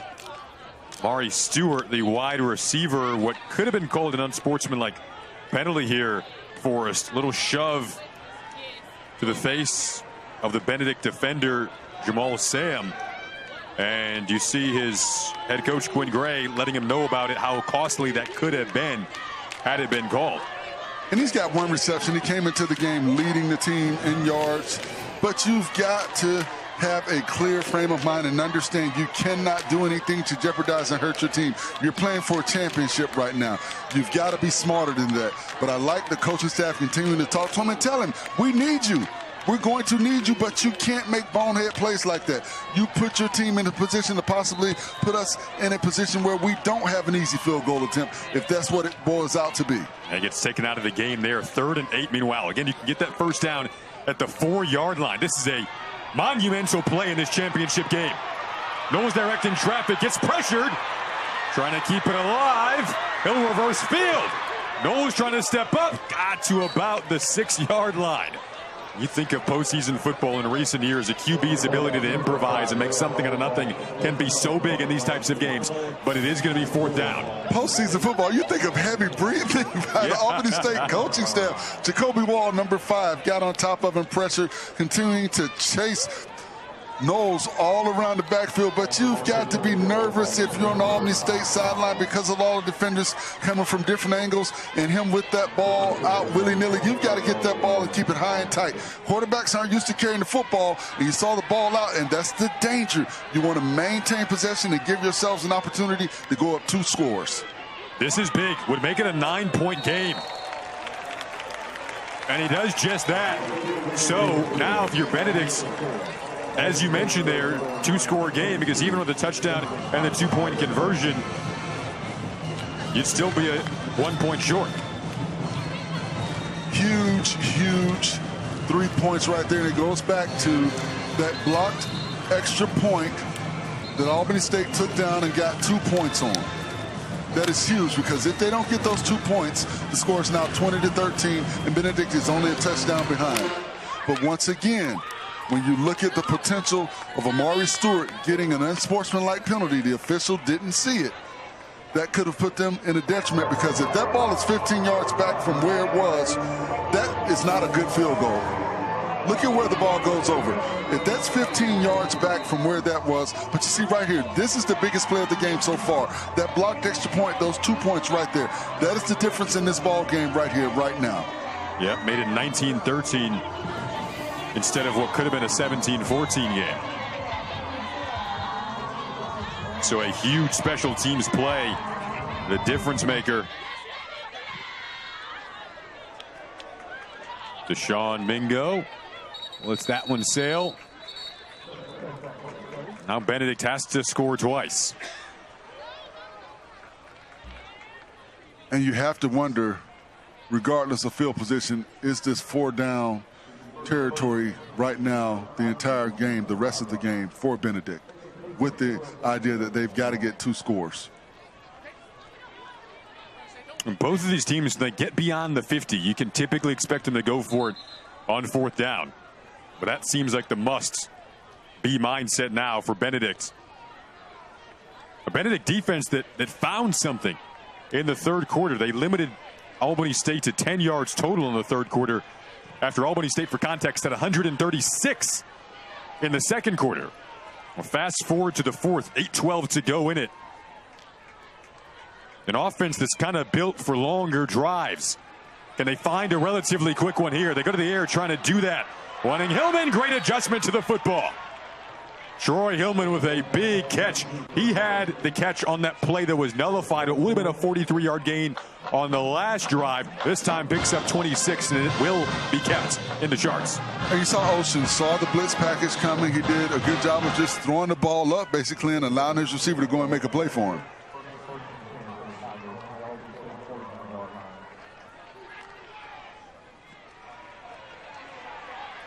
Pressure breached the O-line, but Ocean wants to use his legs. Has Blue in front of him. Steps inside of the 40. Going to pick up a first down to move the chains again and get out of bounds. Gain of 14 with his legs. And that's a poor job of keeping gap integrity by the defensive line for Albany State. You saw the defensive end crash on the inside. You cannot look to make the big play. You've got to play gap sound. You've got to keep and maintain that edge. Benedict in search of revenge from their 31-3 loss to Albany State a little under a month ago. Albany State in search of revenge from the 2023 title game that they lost to Benedict.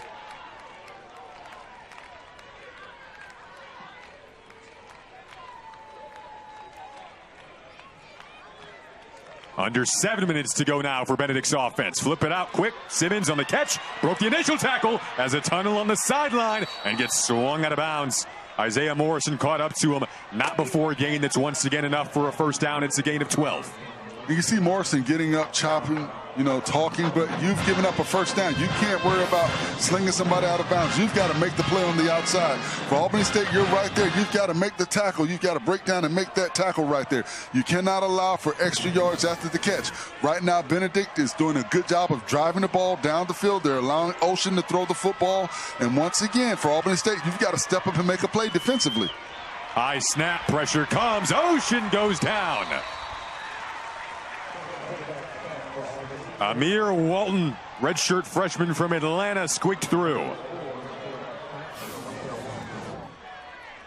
And a good job by the defensive ends getting pressure on the edge of that defense, squeezing Ocean, not giving him room to go side to side. What the offensive tackles have got to work on is getting back, getting those kick steps back. You've got to keep the width of the pocket to give your quarterback room to maneuver back there and be able to look down the field. Benedict has been poised in these moments with their backs against the wall. 3-1 score victories this year, including one last week. But this crowd letting them hear it, and time winding down. That's some late extracurriculars, and we think there's a timeout called before the snap. Prior to the snap, timeout. Benedict. That's their second timeout of the half. This is a 30-second timeout. And this is a huge timeout for Benedict. They've got second and long, and I think what you want to talk to your quarterback, Ocean, about is, hey, we don't have to get it all back on this play. If we can get 7 to 8 yards, we want to put ourselves in third and manageable, knowing that this is basically fourth down territory. And also you want to look at possibly getting in field goal range, if not anything else. You don't have to get a touchdown in this drive, but you've got to get points, especially how far you've gotten the ball down the field. Remember, you're down 2 scores, you're down 9 points. 10 can win, but you've got to get 3 at least on this drive. So you're thinking now, if we don't get the first down, let's continue to get us closer to field goal range. 5:31 to go in the fourth. You mentioned the field goal range there. They're kind of comfortable around the 40-yard range with Zane Spires. Logan Karwacki also has come on to attempt field goals this year. Is long from 27. 2nd and 16. Ocean down the sideline to the end zone. Incomplete, wanting Malik Mullins, but there was a lot of contacts. And the problem with that is the defender never turned around to locate the football. Pass interference. Defense, number 26. 15-yard penalty from the previous spot. Automatic first down. Jonathan Carr switched from 0 to 26 today. Gets called for the pass interference, and it's a huge penalty here. And if he turns around to locate the football, they won't make the call, but he never turns around. And I don't know on that play. I don't think there was enough there to call interference. But I still think if he turns around to locate the football, they don't make that call. Ocean stepping up. Gonna dodge traffic again. Gets inside of the 10. And Ocean is being dangerous with that football, spinning around with the ball away from his body. He's got to be careful. Keep the ball close to his body. Now, if you're Benedict, you need to have a sense of urgency right here.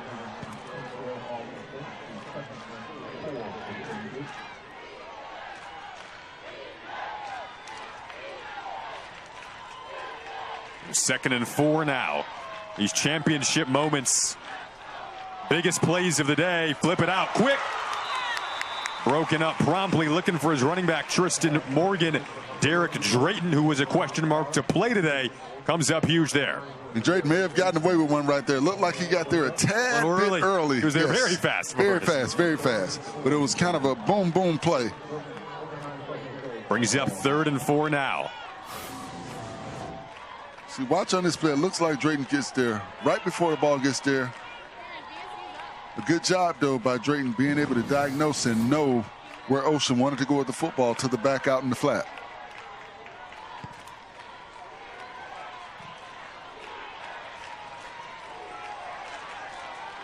Three for 10 on third down today. This the biggest. They got the snap off just in time. It was high, though, and it definitely delayed what they wanted to do there.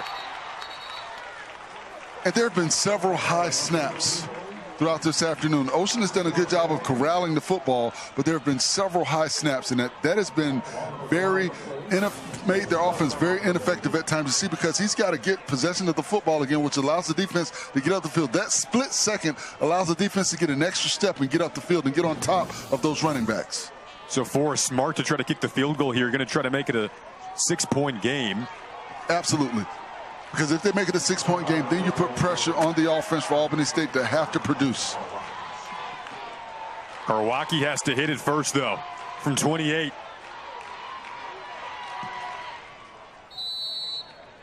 Clean, split the uprights. A one-score game. A 6-point game with 3:58 to go.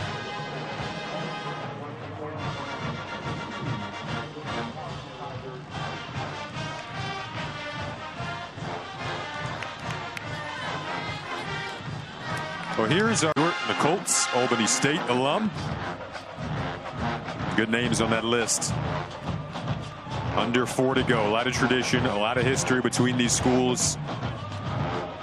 Both 9-1. Albany State unblemished in conference play, and meeting in the SIAC Championship for the second time in 3 years. Albany State looking for revenge from that 2023 title game, but this one inches closer. Now 6 points, the differential between these two teams, with 3:58 to go. 22-16. Benedict trusting their defense.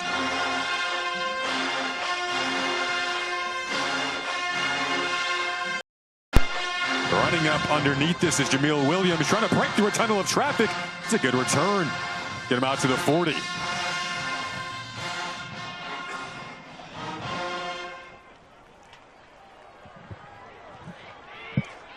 Now, if you're Albany State, you need to run the football. You want to make Benedict use that last timeout that they have. Benedict also knows they've got the 2-minute timeout to stop the clock. But if you're Albany State, you want to run this clock down, make Benedict use that timeout, get to that 2-minute timeout, and then if you can convert a first down at that point, you can take a knee and win this football game. But it's about converting and using the time properly. Yeah, both teams had to use their timeouts in this quarter, maybe earlier than you would have liked to. And that playing a role there as Forrest breaks down what both teams will be looking to do down the stretch here with 3:51 to go in this fourth quarter. Benedict, plain and simple, get a stop, get the offense back on the field. Trying to stop this run game, easier said than done. Behind the offensive line of Albany State. They give it to McCary. Round one goes to Benedict defensively, stepping up. Jacoby Wall makes the play. Now, if you're Albany State, take your time. You should not snap the ball until it's at 3:01. When Gray's team winding it down. The key for Albany State at this point is you want to get 5 to 6 yards if you're not able to get a first down, but you want to continue to run the ball. If you run towards the sidelines, do not go out of bounds. You're telling your back, stay in bounds, keep the ball high and tight. Like you said, they wind it all the way down to 3:03. Nolan's going to try to throw it. Pressure came quickly, has to step up. Trying to be safe with the football. Reverses, though. Might have space in front of him here. Then got clocked at the end. Well short of the line to gain, about 6 yards shy. Picked up only one. It was a long route to get it. Amari Terry with a big hit. Good to see Knowles pop up after that. Smart play by Knowles, not going to the outside where he had space. Going down, realizing I don't want to go out of bounds. I don't want to put myself close to going out of bounds. Hold it. Offense, number 64. 10-yard penalty, still second down. Now, I don't like the idea of accepting the penalty, because now you give them another down to run more clock off of the more time off of the clock. I don't think that was a smart play right there by Benedict to accept that penalty. because now as opposed to it being third down, 3rd and 7, it is 2nd down. So you're going to run clock. It doesn't matter about the down and distance. The distance at this point. It's about the downs and the time. Could wind this down to about 2:20 before taking the play. Actually, you can get it down to almost 2 minutes. Yeah, this play right here specifically. Get it down to 2:21. Now they'll go down. And like you said, this is going to go down now to that 2-minute.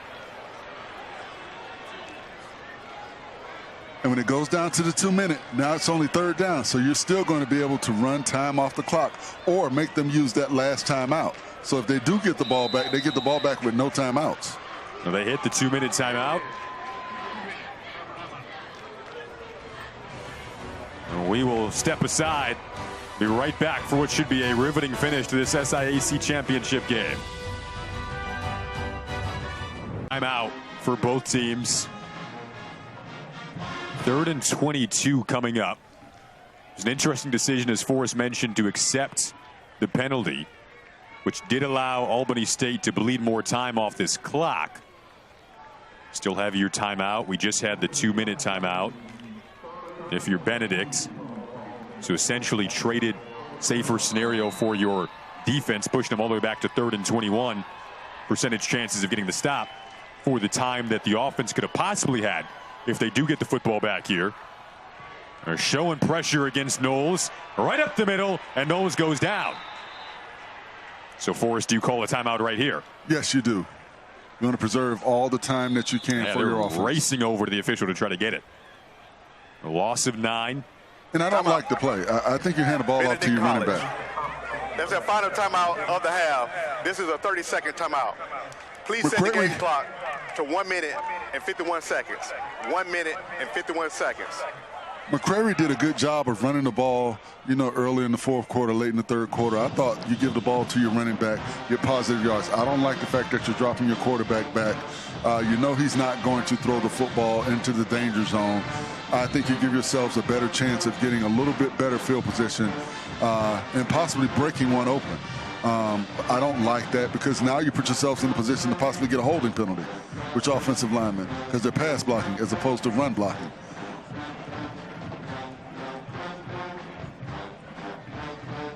Deshaun Mingo back to return. Remember, Benedict did block a punt earlier in this game. It was Isaiah Brown, 30. You wonder if they come after it again here. Ian Kelly got that away. Mingo fair catches it. We'll see where they mark him. 32-yard line of Benedict. And he had an opportunity to run the football on that play. Instead, Darius Ocean comes out with the scenario that you dream of in your backyard as a quarterback. Championship game, down 6, opportunity to lead a potential game-winning drive. Wonder what's going through his mind right now. They brought him in the offseason through the portal specifically for these moments. They felt like he could be a guy for them in November to come up big in championship moments. You see his numbers today. Of course, the most important moment, throw that out, is right now. And if you're Albany State, you keep everything in front of you. You don't mind giving up anything in the middle of the field. And for Benedict, you cannot give up a sack. Ocean has to flush quickly, used his legs on their last series, but he gets bottled up here, got that away. And I wonder if this is going to be intentional grounding. There's nobody over there. Right That's the now, question. No flag. There's no foul for intentional grounding. The quarterback was outside the pocket, and the ball reached the line of scrimmage. Second. Okay. And that's the key. He got outside of the pocket, and he got the ball past the line of scrimmage. A smart play by Ocean. Dangerous, but smart. Clock at 1:34 now to go. Living on the edge. Felt like he had to do it, did. No grounding call. And for Albany State, they need to keep gap integrity. Stay on the outside. Quick throw to Simmons, but he gets bottled up. This should be a loss of a few yards. And he stayed in bounds, so the clock will continue to run. They don't have timeout, so they've got to line up quickly, get on the line of scrimmage. You've got to have the play call. You've got to know what your blocking assignments are. You've got to get set if you're a receiver. Loss of 3 and clock winding down to 1:12. And they don't have a sense of urgency, the sense of urgency that you need. They look like they're trying to get the play right now. You should know what the play is and be lined up, ready to go. No timeouts. You're right, having to look over the sideline to get it, which is bleeding more time. Crowd getting involved. Ocean one-on-one. Down the sideline and incomplete. Had intentions for Malachi Jones. And that was a good job on the outside by Tyrell Gainey, not panicking. He had a step on him, Malachi Jones did, but Gainey did not panic. He just ran knowing that the ball was overthrown. A 4th down and 12, conference championship on the line. If you're Albany State, rush 4. You've been able to get pressure with 4. Run your stunt. Loop your defensive tackles around. Bring those defensive ends crashing down. Tell your guys, you make a play, you win the championship. Keep everything in front of you. If you're the defensive back, do not allow those receivers to climb on top of you.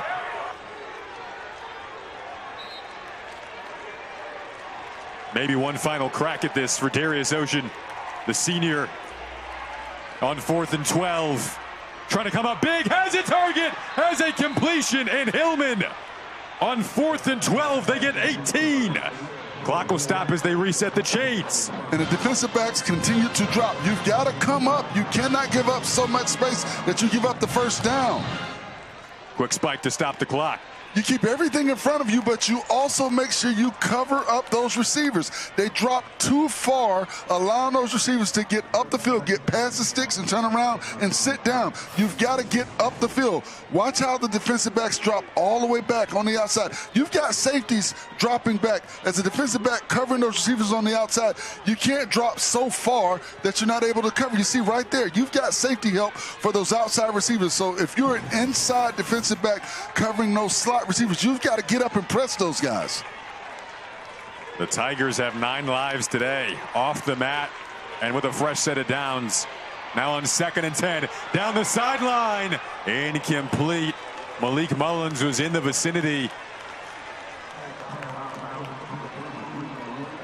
And he got behind the defender on that play. These outside defenders for Albany State have to be careful. Watch the outside defender right here. He's looking at the short route. He was behind him. If the quarterback, Ocean, just throws the ball down the field, he has a touchdown. Gainey got caught looking in the backfield, looking to jump the short route. The safeties have to get depth. 3rd and 10 now. 37 seconds. Ocean, sideline again. Oh, he squeezed it through. Somehow found that window. It's Tristan Morgan, the running back, and they're going to run up after a gain of 26 with 30 seconds to go. We'll stop the clock again. More life again for Benedict.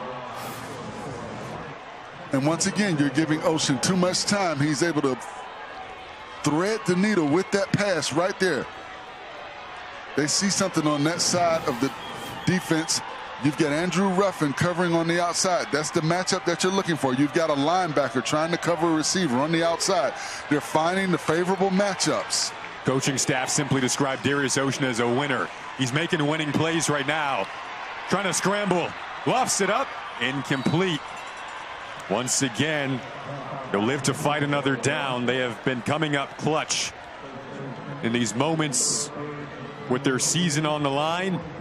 Conference championship hopes on the line. And I think almost if you're Albany State at this point, you rush 3 and you drop 8 in the coverage. You cannot allow them to get the ball down the field. They're finding openings. They've been able to get pressure with 3 men. They've been able to get pressure with 4. I think you rush 3, you drop 8 back in the coverage, show them 4, show them 5 pre-snap, but then you drop back in the coverage. 3rd and 10, 22 seconds to go. Play clock at 5, down 6. Underthrown. The only receiver in the vicinity was Malachi Jones. And for the second time on this drive, 4th down is on the horizon. They converted the 4th and 12 last time to keep this going. Is there a little bit of magic left in the bag of Darius Ocean? You see offensive linemen with their hands on their hips. You see defensive linemen with their hands on their hips. Linebackers with their hands on their hips. Everybody's tired. But you've got to suck it up right now. For the offense, you've got to make a play. For the defense, if you can make one play. This is what you practice for in the preseason. This is what you prepare for all week long. These are the opportunities that you dream about right here.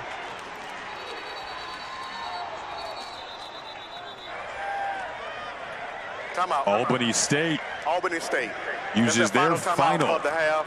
This is a 30-second timeout.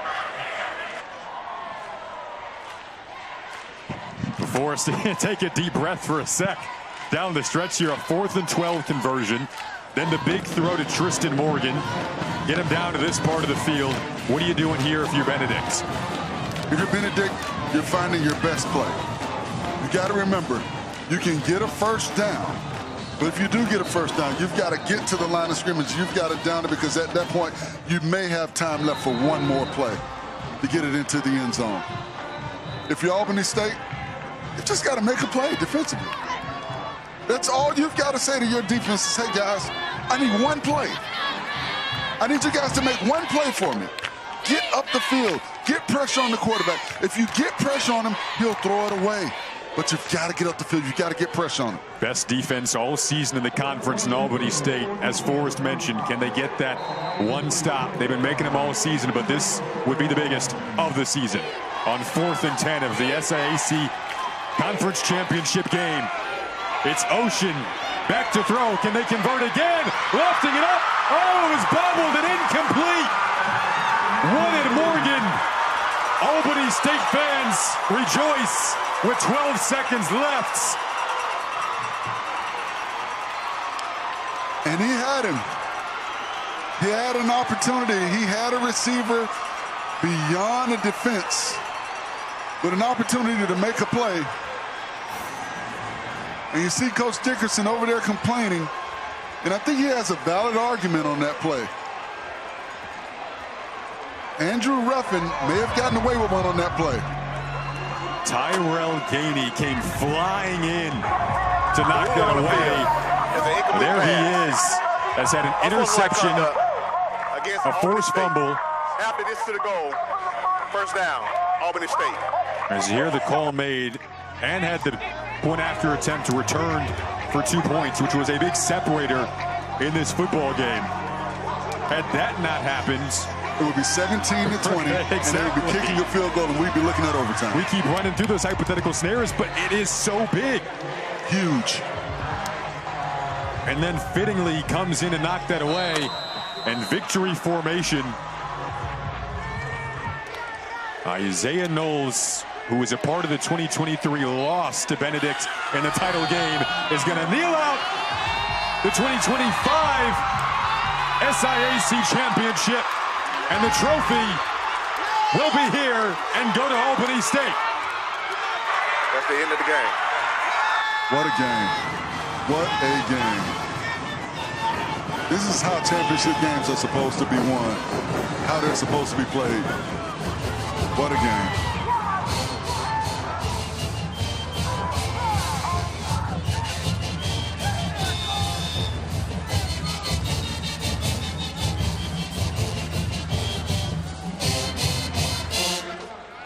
And I like the sportsmanship that we're seeing right now. You know, these teams don't really like each other, but you see really good sportsmanship at the end of this hard-fought championship football game in SIAC. What a season for Albany State. They survived a battle of a championship game on their home field. First time hosting since 2019. They win the conference title, cruising through SIAC play, only unbeaten team in the conference. Make it 9-0, 15th outright SIAC title in school history, and the 2025 champs. They'll hoist the trophy this afternoon and celebrate into the night here in Albany, Georgia. A phenomenal game between two teams that know each other well, know this stage well, and fittingly played a very close game down to the final whistle. Now my question, Jason, do you think both of these teams make the playoffs? That'll be the question mark hanging up in the air moving forward. Albany State definitely. Yeah. And I feel like Benedict deserves an opportunity to be in the playoffs as well. Their only 2 losses have come to the conference champion. And in this game, I think they've shown that they can compete with the conference champion. The last game was, kind of got away from them, but this game, they were very competitive in this football game. And I think the second half, they found something, and they slowed down this Albany State offense and made this a football game.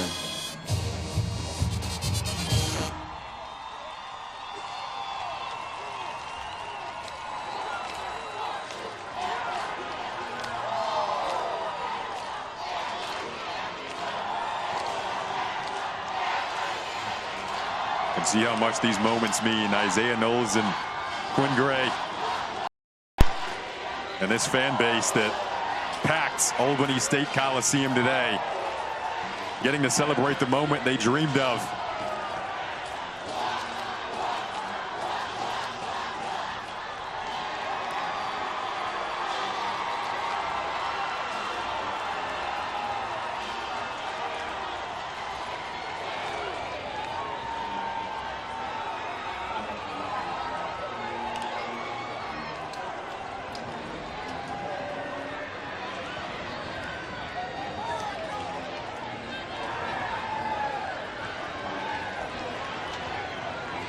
And once again, I do want to recognize, the sportsmanship by the players. There was some aggression during the game. But, when you lose a championship game, it's easy to get frustrated, upset, and want to make a bad decision. And I like the fact that these guys were able to shake hands and acknowledge each other. A hard-fought championship football game, something you love to see. Now, the coaching staff, on the other hand, from Benedict, was a little bit animated. But at the same time, I love what the players were able to do. The emotions of the postseason are the best. That was fun. The 10 wins, the most since 2021 for Albany State, and this one will be the most memorable to this point. The 10th gives them the 2025 SIAC Championship, redeeming themselves from the 2023 loss and cruising through conference play, and an unblemished 9-0. The Golden Rams celebrate on the blue field tonight. For Forrest Connolly, I'm Jason Ross Jr. Everyone in our truck, you were phenomenal. Thanks so much for all your hard work. This afternoon, 22-16, the final. Albany State crowned SIAC champs.